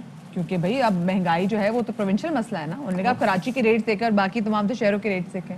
اچھا ایک تو چیز یہ ہے کہ بات اس حد تک درست ہوتی ہے کہ اگر جیسے کوئی بھی چیز مہنگی ہوتی ہے اگر دراصل تو اس کے اوپر کہا جاتا ہے کہ ڈالر بڑھ گیا انٹرنیشنل مارکیٹ میں, تو یہاں پر صرف سندھ حکومت کو کیوں ذمہ دار قرار دیا جا رہا ہے؟ اگر شوگر کی پرائسز کی بات کریں تو پورے ملک میں یہی حال ہے, صرف سندھ کو ذمہ دار کیوں قرار دیا جا رہا ہے؟ گندم کے حوالے سے صرف سندھ کو ذمہ دار قرار کیوں دیا جا رہا ہے؟ Not that we are justifying them, ہاں مہنگائی ہے, بری چیزیں ہیں, لیکن سب جگہ اکراس دی بورڈ یہی ہو رہا ہے. یا تو یہ ہو کہ یہاں پر چینی جو ہے وہ 200 روپے کی ہو اور وہاں پر 70 کی ہو. کوئٹہ میں کتنی مہنگی چینی ہے, جی کوئٹہ میں آپ دیکھیں آٹا کتنا مہنگا ہے کوئٹہ. ہم تو وہاں کی ہواؤں سے متاثر ہوتے ہیں, تو ایسا کیسے ہو سکتا ہے کہ مہنگائی سے متاثر نہ ہو؟ تو بہرحال کیا کہا گیا فواد چودھری صاحب کی جانب سے, آپ کو ذرا دکھاتے ہیں. حکومت کو کچھ سمجھانے کی بھی صحیح کریں, کو کوشش کریں کہ یہ اب وہاں کے جو اربن ایریاز کے لوگ ہیں وہ شدید مشکل میں ہیں, کیونکہ سندھ حکومت کے فیصلے جو ہیں وہ بر وقت نہیں ہوتے, ریلیز بر وقت نہیں ہے,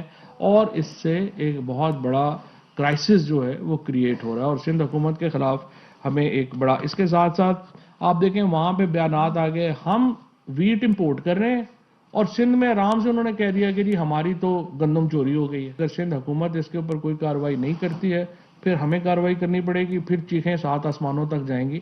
تو اس لیے میں مراد علی شاہ صاحب سے کہنا چاہتا ہوں کہ آپ اپنے آپ کو ذرا in line of the duty کریں. اور اسی والے سے مزید بات کریں گے اور رد عمل جان لیتے ہیں. پاکستان پیپلز پارٹی کا ہمارے ساتھ موجود ہیں سعید غنی صاحب, ان کو شامل گفتگو کریں گے. بہت شکریہ سعید غنی صاحب آپ کا کہ آپ نے باخبر سویرا کو وقت دیا.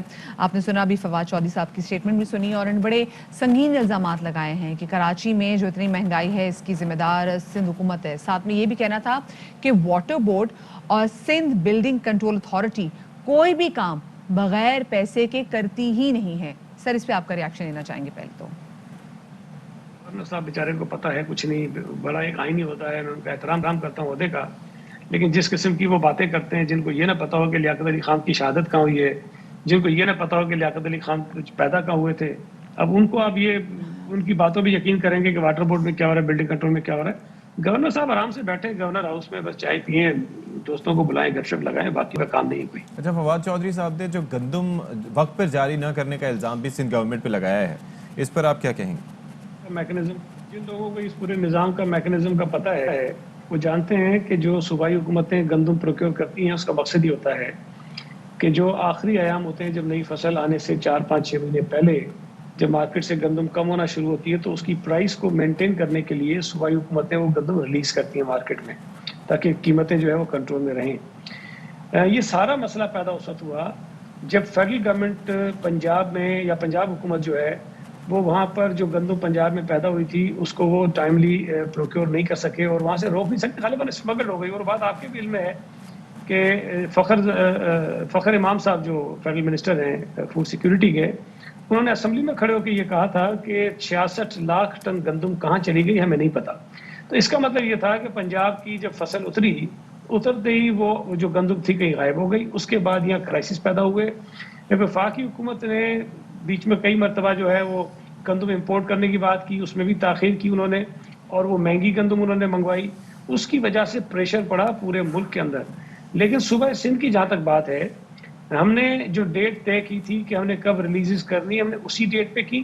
وفاقی حکومت کا دباؤ یہ ضرور تھا کہ ہم ریلیزز پہلے کر دیں، لیکن بات یہ ہے کہ اگر ہم ریلیزز پہلے کر دیتے تو آخری جو مہینے تھے اس میں زیادہ مشکل پیش آتی اور گندم کا بحران پیدا ہو سکتا تھا۔ تو میں یہ سمجھتا ہوں کہ یہ فیصلہ صوبائی حکومتوں کا ہوتا ہے، اپنے صوبے کے حالات دیکھ کر وہ گندم کو ریلیز کرتے ہیں، لیکن صوبہ سندھ کی گندم جو ہم نے پروکیور کی تھی اس کا اثر جو ہے وہ پورے ملک میں گندم کی قیمتوں پر نہیں پڑ سکتا۔ پنجاب میں 70% سے زیادہ گندم پیدا ہوتی ہے، صوبہ سندھ میں اپنی ضرورت سے بھی کم گندم پیدا ہوتی ہے۔ ہم تو گندم اور ہمارے تو باہر سے آ جاتی ہے، پنجاب تو باہر بھیجتا ہے۔ اچھا سید غنی صاحب، یہ کہے جیسے فواد چودھری صاحب کہہ رہے ہیں کہ کراچی میں سب سے زیادہ مہنگائی ہے، سندھ میں سب سے زیادہ مہنگائی ہے اور اس کی جو ذمہ دار ہے وہ سندھ حکومت ہے، تو کیا آپ نے باقی پروونسز کا بھی کمپیریزن چیک کیا، آپ نے فیکٹس چیک کیے ہیں؟ کیا کہنا چاہیں گے اس پہ؟ اگر تو باقی ملک میں جو حالات ہیں اس کا آپ کو علم نہ ہو اور آپ کے ٹی وی چینل وہاں کے حالات نہ دکھا رہے ہو تو شاید فواد چودھری کی باتوں کو یقین کر لے گا، لیکن اس وقت پورے ملک میں جو صورتحال مہنگائی کی وجہ سے ہے وہ پورا ملک جانتا ہے۔ ملتان میں رہنے والوں سے پوچھ لیں، پنڈی میں رہنے والوں سے پوچھ رہے، گجرات میں رہنے والوں سے پوچھ رہے، پشاور میں رہنے والوں سے پوچھ رہے، کیا وہاں پر مہنگائی نہیں ہے؟ اب مجھے یہ بات بڑی حیرت کا باعث ہے میرے لیے کہ جب ہر آدمی جانتا ہے کہ اگر ڈالر مہنگا ہوتا ہے تو اس کا امپیکٹ آتا ہے قیمتوں پر، جب پیٹرول اور ڈیزل اور بجلی اور گیس مہنگی ہوتی ہے تو اس کا اثر آتا ہے قیمتوں کے اوپر۔ اس وقت ڈالر ہو، پیٹرول ہو، گیس ہو، بجلی ہو، ڈیزل ہو، وہ پاکستان کی تاریخ کی سب سے مہنگی ترین جو ہے وہ اشیاء بن چکی ہیں، یہ سب کی قیمتیں بھی زیادہ ہے۔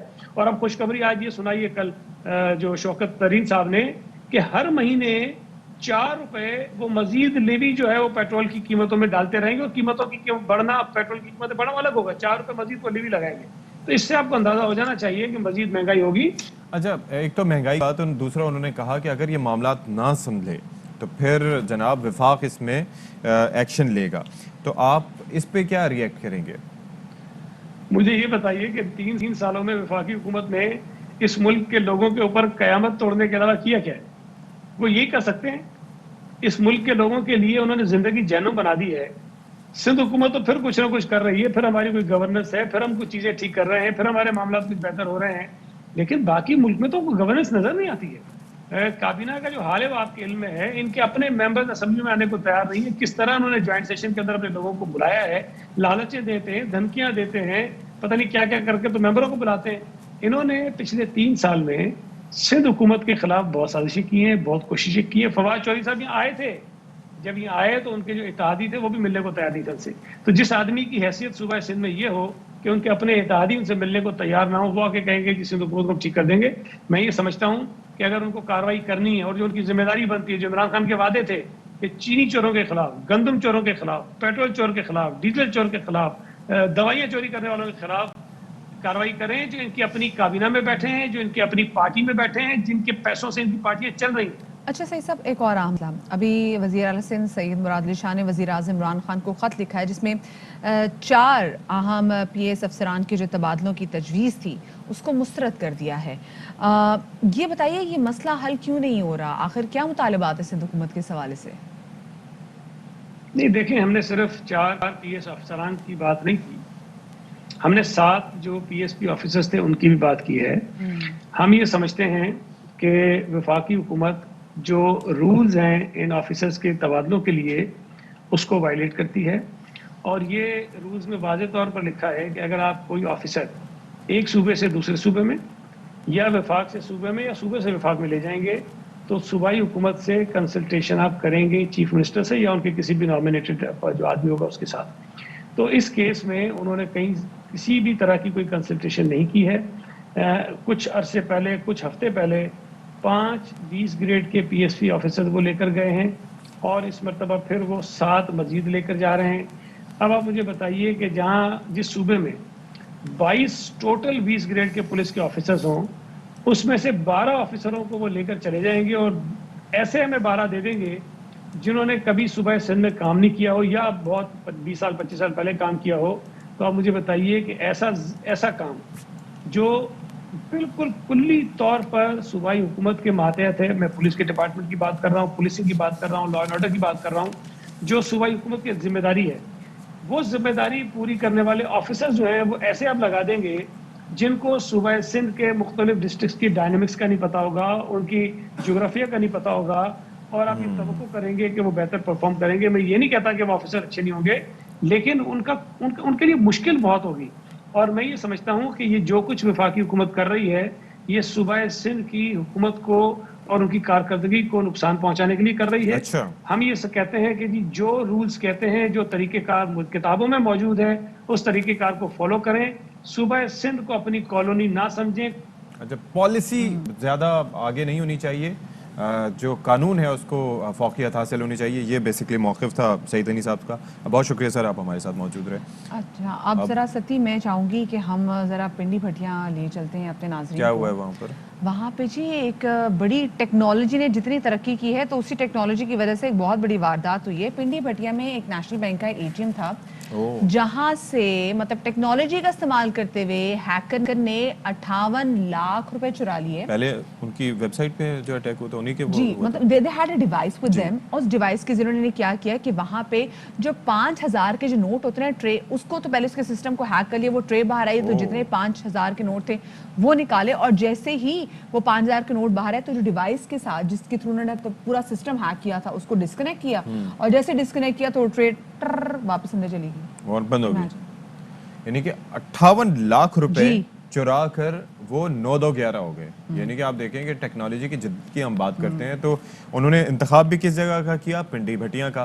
کیونکہ ظاہر ہے کہ یہ تاثر پایا جاتا ہے کہ جو بڑے شہر ہوتے ہیں وہاں پر زیادہ فوکس ہوتا ہے سیکیورٹی پہ اور اس طریقے سے سائبر سیکیورٹی پہ, لیکن یہ جو نواحی علاقے ہوتے ہیں یا جو چھوٹے شہر ہوتے ہیں شاید وہاں پر اتنا فوکس نہیں ہوتا. اور اسی چیز کا فائدہ اٹھانے کی کوشش کی کہ ظاہر ہے کہ اتنی نظر بھی نہیں رکھی جاتی, اتنی ساری چیزیں بھی نہیں کی جاتی ہیں, اور ویسے ہی ہم سوچتے ہیں کہ کوئی اے ٹی ایم توڑ کے لے جائے گا, مشین لے جائے گا, کسی کو گن پوائنٹ پہ لوٹنے کی کوشش کرے گا. یہ ایک نیا یہاں پر ایک سوال یہ پیدا ہوتا ہے کہ جو اے ٹی ایم مشین ہے, نہ صرف اے ٹی ایم مشین کے اندر ایک کیمرہ نصب ہوتا ہے بلکہ جب آپ اے ٹی ایم کے سیل کے اندر انٹر بھی ہوتے ہیں تو اوپر بھی ایک کیمرہ لگا ہوتا ہے سرویلنس کا. تو یہ اسی ٹائم کیوں نہیں دیکھ لیا جاتا, بر وقت ایکشن کیوں نہیں لیا جاتا؟ کیوں جب کوئی میسج جائے تبھی جو ہے وہ ہمارے جو سیکیورٹی کے ادارے ہیں وہ بھی بعد میں ریکارڈنگ چیک ہوتی ہے, ہاں بعد میں جب ریکارڈنگ چیک ہوتی ہے تو تبھی وہ اتنے الرٹ کیوں ہوتے ہیں؟ کیونکہ بائی دا ٹائم وہاں پر ہم نے دیکھا کہ ایکشن جو سیکیورٹی گارڈ پہنچا تو جو ہیکر تھا وہ اپنا کام کر کے 58 لاکھ چرا کے بڑے آرام سے وہاں سے رفو چکر بھی ہو چکا تھا. اچھا, اب ذرا ستی ذرا دوبارہ چلتے ہیں. ہم نے آج کے شو کا آغاز ہی کیا تھا جو اتحاد, جو یونٹی ہم نے دیکھی تھی پنجاب اسمبلی میں. تو اسی پنجاب اسمبلی میں آپ کو پتا ہے کہ ویسے تو جب اپنا مفاد ہو تو سارے کیسے ایک ساتھ ہو جاتے ہیں, لیکن آپس میں لفظوں کی گولہ باری جاری رہتی ہے. بالکل, ٹاک شوز میں اسپیسیفکلی کیا کمال ہے, یا پریس کانفرنسز میں ہم دیکھتے ہیں کہ کیا زبان استعمال کی جاتی ہے.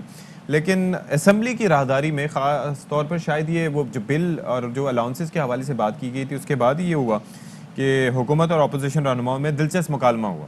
حکومتی رکن فیاض الحسن چوہان جو اپنی لفظی گولہ باری کی وجہ سے کافی مشہور ہیں, انہوں نے لیگی رکن عظمہ بخاری کو, جو عظمہ بخاری بھی تابڑ توڑ حملے کرتی ہیں جب جواب دینا ہوتا ہے, تو انہوں نے کہا جی آ کے مشترکہ ہمارے ساتھ پریس کانفرنس کریں, اور اس پہ جس کا مشترکہ پریس کانفرنس کے جواب میں عظمہ بخاری نے کہا کہ بھائی آپ تو اپنے لیے نا جیل میں ایک سیل بنوائے, اب تو مجھے آپ کی حالت پہ بھی ترس آتا ہے. تو اس پہ فیاض الحسن چوہان صاحب نے کہا کہ اگر عظمہ بخاری مجھے جیل بھیجیں گی تو میں جیل چلا جاؤں گا. سنیں ذرا. پریس کانفرنس کریں گے, یہ اپنا محفل ضمیر بیان کریں, ہم اپنا محفل ضمیر یار منسٹر ਨੂੰ ਕਹਿ ਰਹੀ ਪੋਰਟਫੋਲੀਓ, ਹੁਣ ਮਿਨਿਸਟਰ ਨੂੰ ਕਹਿ और देखो उस्मा कह रही है, मिनिस्टर को कह रही है पोर्टफोलियो लेकर आओ। अब इसमें मैं क्या कहूँ, इसमें मैं क्या कहूँ? अच्छा अभी भी चैलेंज कायम है, अभी भी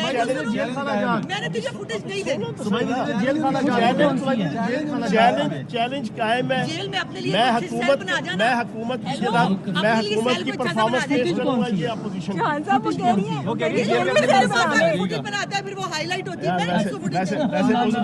उस्मा हमें जेल भेजे यार, हम जेल जाने को भी तैयार हैं। क्या बात है जनाब, ये इत्तेफाक जो है ये जो देखने में आना, ये मैं वैसे नजर नहीं आता। और अज़मा बुखारी ने ऐसा लगा था बिग बॉस चल रहा है कि मैंने तो फुटेज नहीं देनी, लेकिन ताबड़तोड़ जुमलों को उनकी जानिब से देख रहे थे कि उनको जवाब दिया जा रहा था, कहते थे पोर्टफोलियो लेकर आओ। तो जिसमें फयाज़ चौहान साहब ने कहा कि भाई ये क्या आपने बात कर दी, लेकिन देखिए एंजॉय कर रहे थे। ऐसा नहीं है कि कोई आपस में सीरियस था या गुस्से में था, इससे पता चल रहा था खुश थे कि अलाउंसेस बढ़ेंगे। हाँ चलिए अच्छी बात है। ब्रेक लेते हैं जी, ब्रेक के बाद दोबारा आते हैं।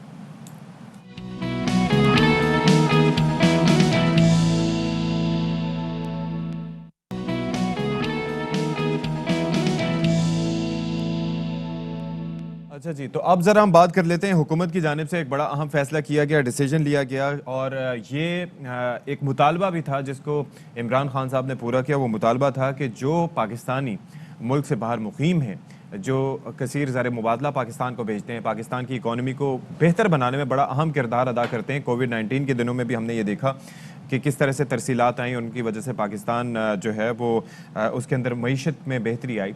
इसी तरीके से तो उनको वोट का हक मिलना चाहिए, तो ये काफ़ी अरसे से मुतालबा था। अच्छा, दुनिया भर में हम ये देखते हैं कि इस हवाले से कई ममालिक में कई टर्म्स एंड कंडीशंस भी रखी जाती हैं कि किस तरह से उनको देना चाहिए, क्या उनके लिए रिहाइश रखना ज़रूरी है, क्या वहाँ पर अगर शहरियत मिल जाए तो फिर क्या उसके बाद दोबारा से वोट का हक उनको दिया जा सकता है। बहुत से ऐसे मामलात हैं, लेकिन यहाँ पर अभी मैकेनिज़्म बनना बाकी है। एक उसूली तौर पर फैसला किया गया और इस हवाले से बात की गई, कानून साजी भी की गई। तो इसी हवाले से हमने ये देखा कि गुज़िश्ता रोज़ इलेक्शन कमीशन के सामने एक मुज़ाहरा किया गया, जिसमें वज़ीर इत्तलात फवाद चौधरी साहब, अली मोहम्मद खान साहब, शहबाज गिल और जरताज गुल शरीक थे। इस मौके पर आई वोटिंग के कानून पर, यानी कि जो वहाँ पर जो वोटिंग होगी वो आई वोटिंग होगी, और पाकिस्तान में जो वोटिंग होगी बज़ाहिर वज़ीर आज़म साहब ने जिस तरह से कहा है कि वो EVMs के ज़रिए, यानी कि इलेक्ट्रॉनिक वोटिंग मशीन्स के ज़रिए होगी। अच्छा, इस कानून पर अमल दरामद के हवाले से इलेक्शन कमीशन में एक याददाश्त जमा कराई गई और मुतालबा किया गया कि इलेक्शन कमीशन बैरून मुल्क पाकिस्तानी मिशंस को आई वोटिंग के हवाले से इक़दाम करने की हिदायत जारी करे, और फिर उनको आइनी ज़िम्मेदारी भी उनकी याद दिलाई गई। और अली मोहम्मद खान साहब ने इस मौके पर गुफ्तगू भी की। वहाँ पर क्या कहा आपको ज़रा सुनवाते हैं। पहले पाकिस्तानी का नोट पसंद है तो उनको वोट का हक देना होगा। नोट पसंद है, वोट पसंद नहीं है। इमरान खान साहब का मैं समझता हूँ एहसान नहीं है, उन्होंने अपना हक अदा किया है। अल्लाह ताला के करम से उनको हक मिलेगा, और वो किसी एक जमात को नहीं वोट करेंगे, वो तमाम जमातों को वोट करेंगे, लेकिन हक उनका ड्यू था जो उनको इमरान खान साहब ने दिया है। अच्छा जी, तो इसी पर ज़रा बात कर लेते हैं कि काफ़ी सपोर्ट इस हवाले से सामने आ रही है। तो ओवरसीज़ पाकिस्तानी के सदर मुस्तफ़ा दीवान साहब और ओवरसीज़ पाकिस्तान के चीफ ऑर्गेनाइज़र इरशाद अहमद चीमा साहब हमारे साथ मौजूद हैं, बराजमान है इस वक्त, आप देख सकते हैं। तो उनसे ज़रा बात करते हैं। बहुत शुक्रिया आप दोनों साहिबान का हमारे लिए वक्त निकाला। तो ये ज़रा बताइएगा कि किस तरीके से आप लोग समझते हैं कि बड़ा एक देरीना मुतालबा था, एक अरसे से मुतालबा किया जा रहा था कि जी ये होना चाहिए, अब ये हो गया है, तो कितने खुश हैं आप लोग वैसे? जी ऑफ कोर्स ये हमारा जो मुतालबा था ये हमने सबसे पहले 1996 में इसका आगाज़ किया था। हमारे जो चेयरमैन हैं शाहिद रज़ा रांझा साहब, उन्होंने एक लेटर लिखा था गौहर अयूब साहब को, और हमारी कोशिश तो देख लीजिए वो 24 साल के ऊपर मुहित है, और हमें बड़ी खुशी हुई, और हम शुक्रिया अदा करना चाहते हैं वज़ीर आज़म इमरान खान का और करंट मिनिस्टर्स का जिन्होंने इसे सपोर्ट किया, और तमाम पार्लियामेंटेरियंस का।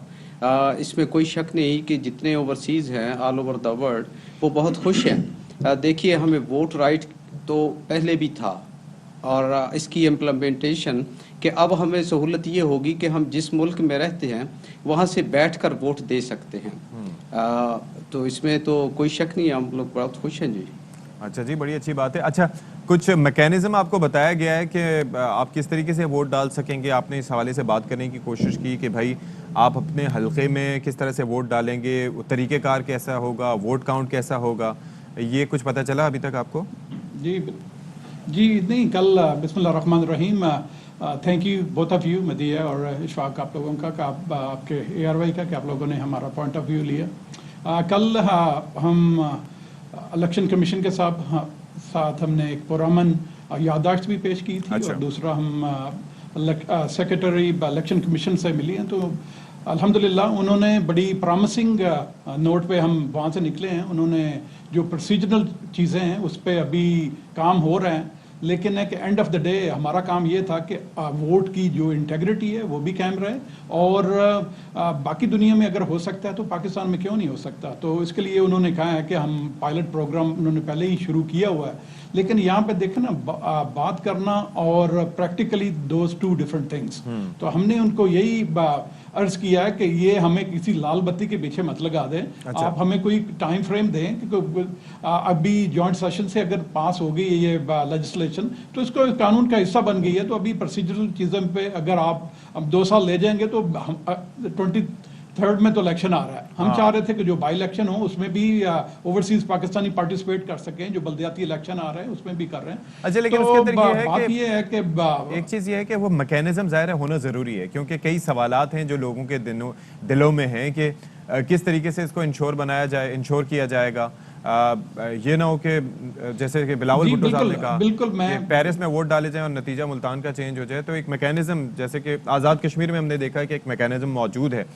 तो आप समझते हैं उसी तर्ज का कुछ होना चाहिए, या क्या तरीक़ेकार आप लोग सजेस्ट करते हैं? नहीं देखें ना, इनफैक्ट बात ये है कि पूरी दुनिया में अगर एक प्रोसीजरल चीज़ें चल रही हैं, सेक्रेटरी साहब ने हमें कहा कि हमें थ्रेट्स हैं जी साइबर सिक्योरिटी की, तो साइबर सिक्योरिटी के लिए तो उसके बड़े हैं, आप बेटर उसके अरेंजमेंट हो सकते हैं। हमारे पास एक्सपर्टीज़ भी हैं ओवरसीज़ पाकिस्तानी, हमने उनको पूरी ऑफ़र की है कि भाई अगर आपके पास एक्सपर्टीज़ नहीं है, लेकिन मैं चाहता हूँ कि यहाँ पे बहुत एक्सपर्टीज़ हैं। ये कोई बहाना नहीं है कि ये आप 90 लाख पाकिस्तानियों को डिसफ्रेंचाइज करते कि सिर्फ यही है कि अभी आप प्रोसीजरल चीज़ों पे 2-3 साल और ले जाएं, तो फिर फ़ायदा क्या हुआ हमारी वो जो 20-25 साल की जो मेहनत है, जो ओवरसीज़ फोरम ने हर प्लेटफॉर्म पे हमने इनको अवेयरनेस जो हमने की है, जो मिनिस्टर हैं, जो आईटी के इलेक्शन कमीशन में हर साल हम इनको ब्रीफिंग दे रहे हैं। जो फैक्ट्स एंड फिगर्स हैं हमारे पास, डाटा है ओवरसीज़ का, हम इनको प्रोवाइड।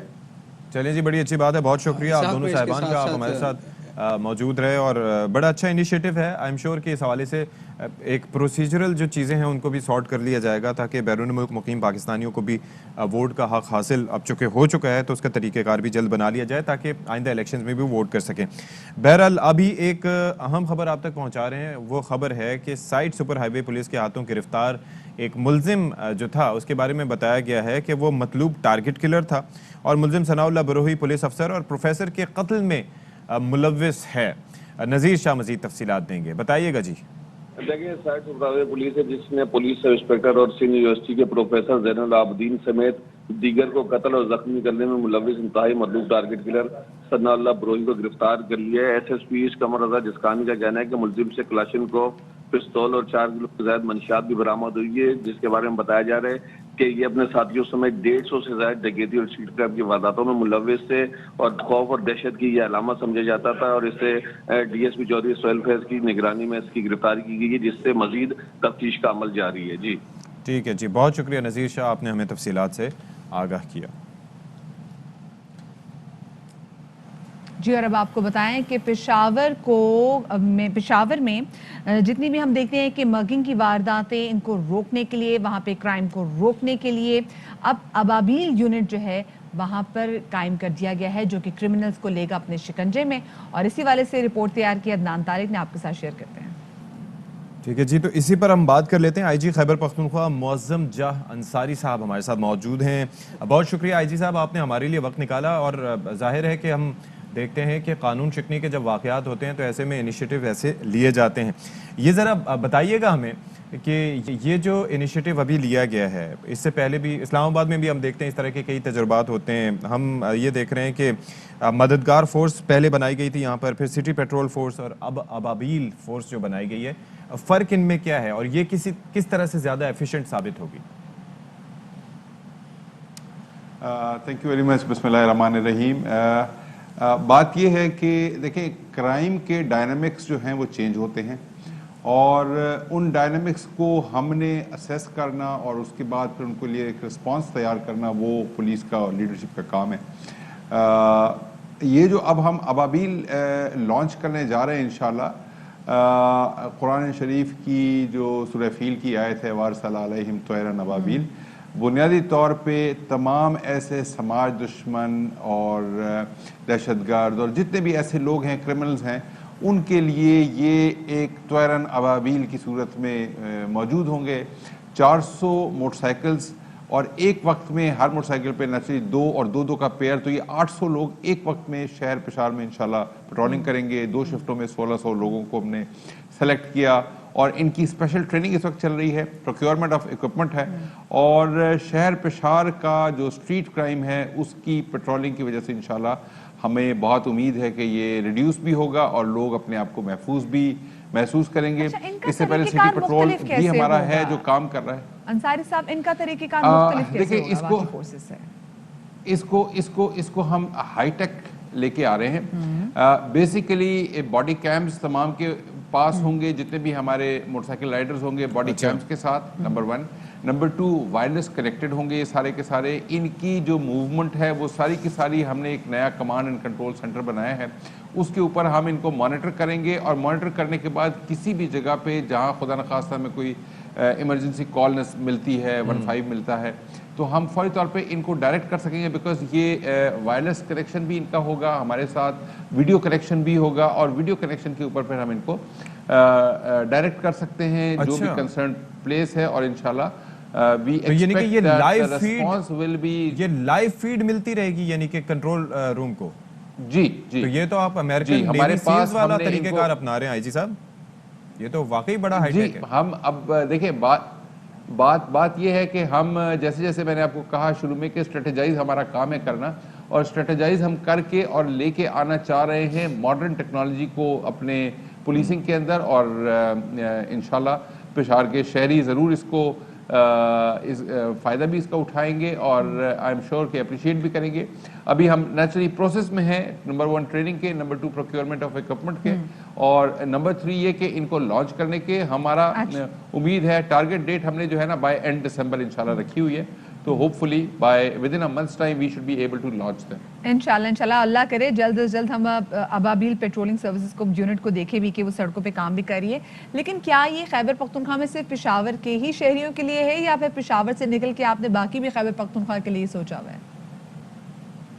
دیکھیں، خیبر پختونخوا کی ہر جگہ کی اپنی کرائم ڈائنامکس ہیں، اپنے ایشوز ہیں، اور رسپانس بھی ہمارا ہر جگہ پہ ڈفرینٹ ہوگا۔ نیچرلی جو اسٹریٹ کرائم پشاور میں یا میگا اربن سٹیز کے اندر ہوتا ہے، وہ شاید رورل ایریاز میں اس طرح کا ہمارے پاس اسٹریٹ کرائم کا لیول بھی نہیں ہے، یا اس طرح کی شکایت بھی نہیں ہے۔ وہاں جو پرابلمز ہیں، وہاں جو ایشوز ہیں، ان کا لوکل سولوشن ہے۔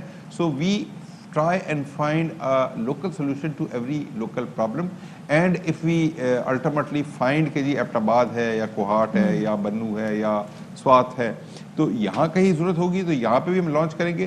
اور یہ چیف منسٹر ہمارے جو ہے محمود خان صاحب، ان کو وہ ہمیں فلی اس میں سپورٹ بھی کر رہے ہیں، اور ون لاسٹ تھنگ کہ یہ جو آپ کو چاہیے ریسورسز ہم دیں گے۔ یہ جو 1600 جوان ہیں، ان کی ہائرنگ مزید کی گئی ہے یا تھانوں سے ہی جو یا ایگزسٹنگ فورس ہے اس میں سے نکالے گئے ہیں، اور اگر نکالے گئے ہیں تو کیا وہاں پر کمی نہیں ہو جائے گی؟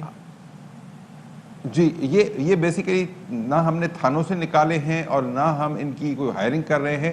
ہمارے پاس اپنے ریزرو یونٹس ہوتے ہیں، اس کے اندر ایک ہمارا ریزرو یونٹ جو ہے وہ اس کو کہتے ہیں فرنٹیئر ریزرو پولیس، وہ ان کا کام صرف اسی طرح کی ایمرجنسیز میں رسپونڈ کرنا ہے، تو وہ بھی ہماری کوئی 8-9 ہزار کی فورس ہے۔ پھر ایک ہماری اسپیشلی ٹرینڈ یونٹ ہے، اس کا نام ہے الیٹ، تو وہ الیٹ جو ہے وہ بھی کوئی 7-7.5 ہزار لوگ کی ہماری فورس ہے، وہ مختلف جگہوں پہ ڈپلائمنٹ ہے۔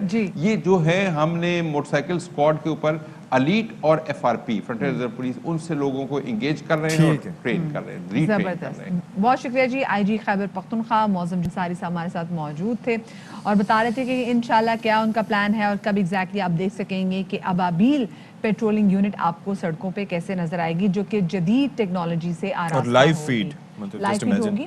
یو ریممبر کیپٹل میں اسلام آباد میں بھی جب جیکٹس میں اسپیسیفکلی انہوں نے کیمرہ جو نصب کیا تھا تاکہ باڈی کیمز جو تھے وہ کیے گئے تھے، तो वो अच्छी बात है मेरे ख्याल से। लेकिन उसके अंदर फिर काफ़ी दुनिया भर में चाहिए। ना काफ़ी तहफ़्फ़ुज़ात पाए जाते हैं कि बॉडी कैम्स जैसे फ़र्ज़ करें कि मैं किसी जगह पहुंचा हूँ और पुलिस ऑफिसर्स के बारे में कहा जाता है कि पहले आपने किसी शहरी से झगड़ा शुरू किया, उसके बाद जब आपकी मर्जी हुई तो आपने उसको बॉडी कैम को स्टार्ट किया और फिर बंद कर दिया। लेकिन लाइव फीड अगर होगी तो फिर कंट्रोल जो है वो दूसरे लोगों के पास दुनिया जहान में सत्य हमने देखा है कि ये होता है। जो अच्छी तरक्की याफ्ता ममालिक है, ऑफ कोर्स हमें भी उनको चाहिए कि हम कॉपी करें।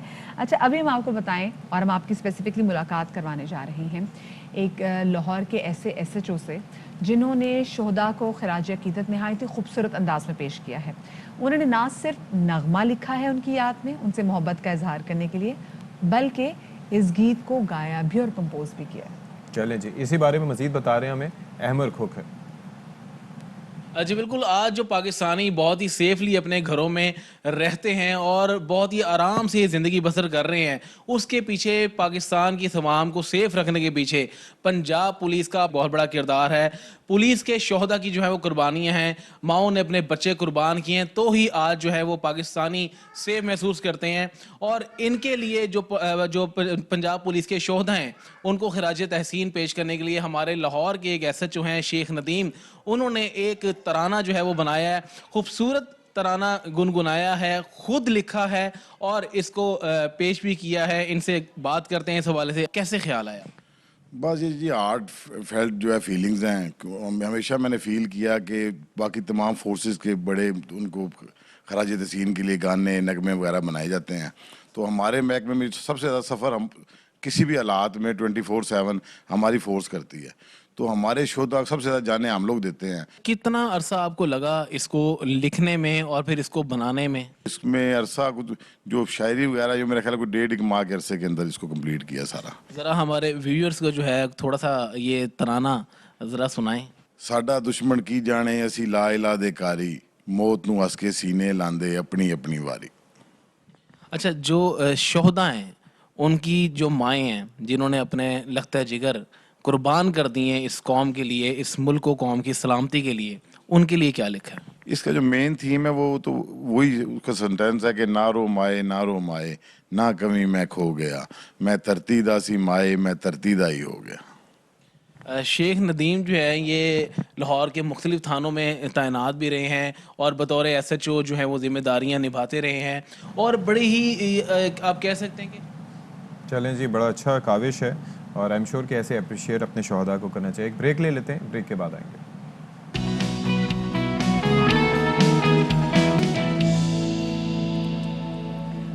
जी तो welcome back after the break. अभी आपको बताएं कि सिंध असेंबली में अपोजिशन लीडर हलीम आदिल शेख का कहना है कि सिंध में पाकिस्तान पीपल्स पार्टी का गैर जमहूरी रवैये से जमहूरियत को खतरात लाहक हैं, जिसके बाइस अवाम को तशवीश है।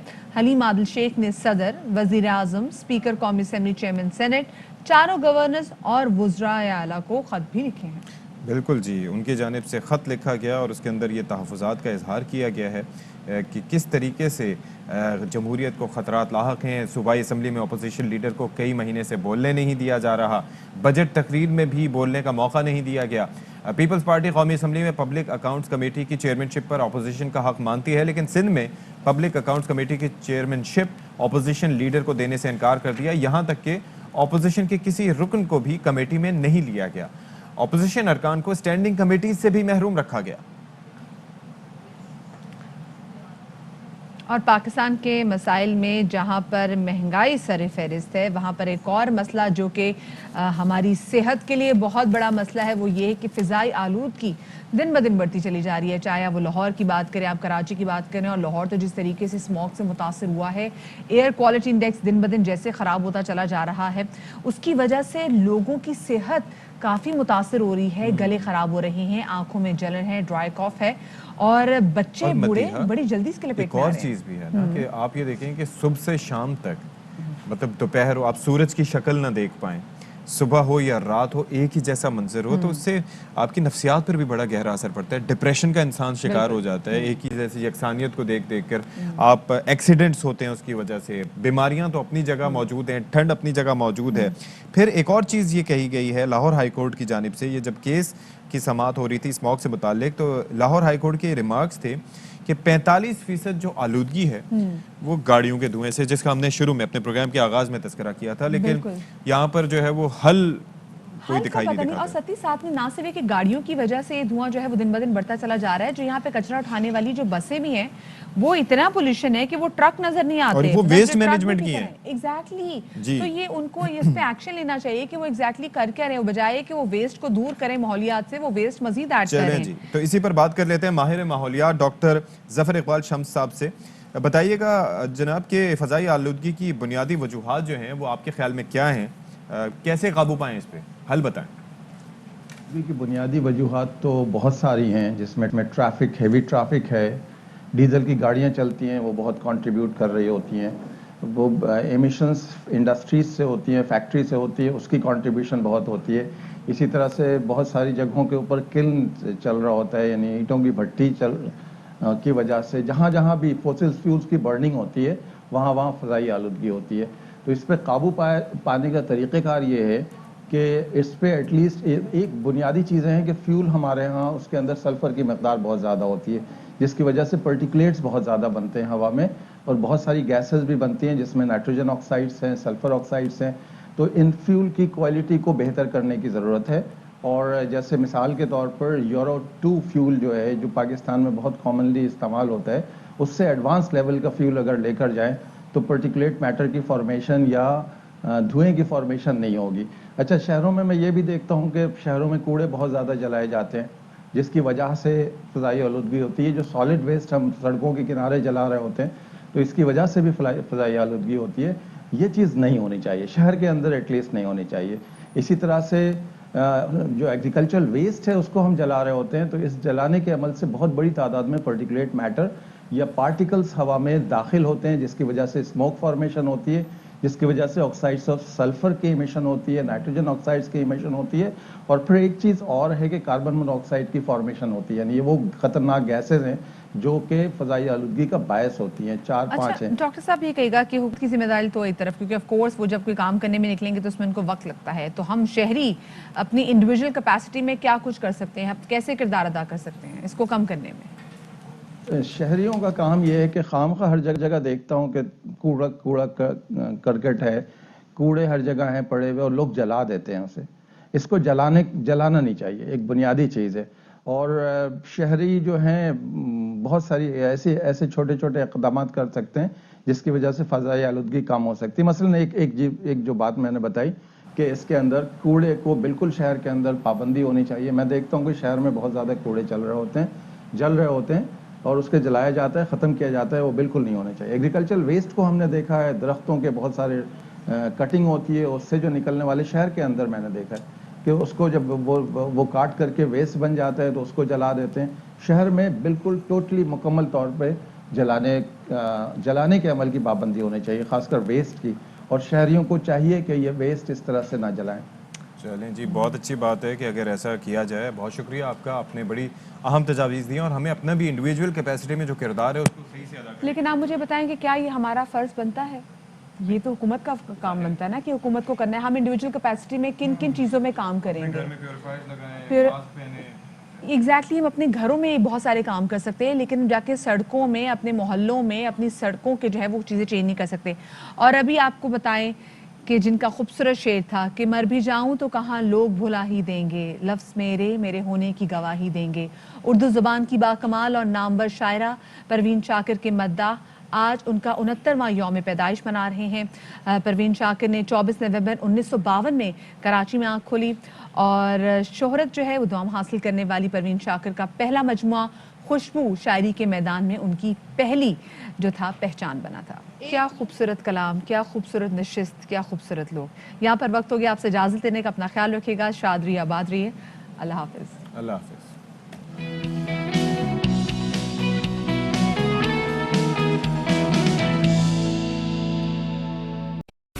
अहम तरीन खबरें अब एक क्लिक की दूरी पर। आपके पसंदीदा टॉक शोज हों या अहम मुल्की या गैर मुल्की शख्सियात की न्यूज कॉन्फ्रेंसेस, हर लम्हा बाखबर रहने के लिए सब्सक्राइब करें हमारा YouTube चैनल। मौसम की सूरत हाल हो या खेल के मैदान से खबरें, अपने मोबाइल फोन से मुल्की और बैनुल अक़वामी अहम खबरों तक रसाई के लिए डाउनलोड कीजिए मोबाइल ऐप बावसूख ज़राए से मुसद्दिका खबरों, तज्जियों और तबसरों से मुस्तफीद होने के लिए विजिट कीजिए पाकिस्तान की सबसे बड़ी न्यूज वेबसाइट www.arYnews.tv। इन सब के अलावा पाकिस्तान का सबसे बड़ा फेसबुक पेज हो, सबसे बड़ा न्यूज इंस्टाग्राम अकाउंट या फिर ट्विटर, ARY न्यूज पहुंचा रहा है खबरें सबसे पहले आप तक, ताकि आप रहें हर लम्हा बाखबर।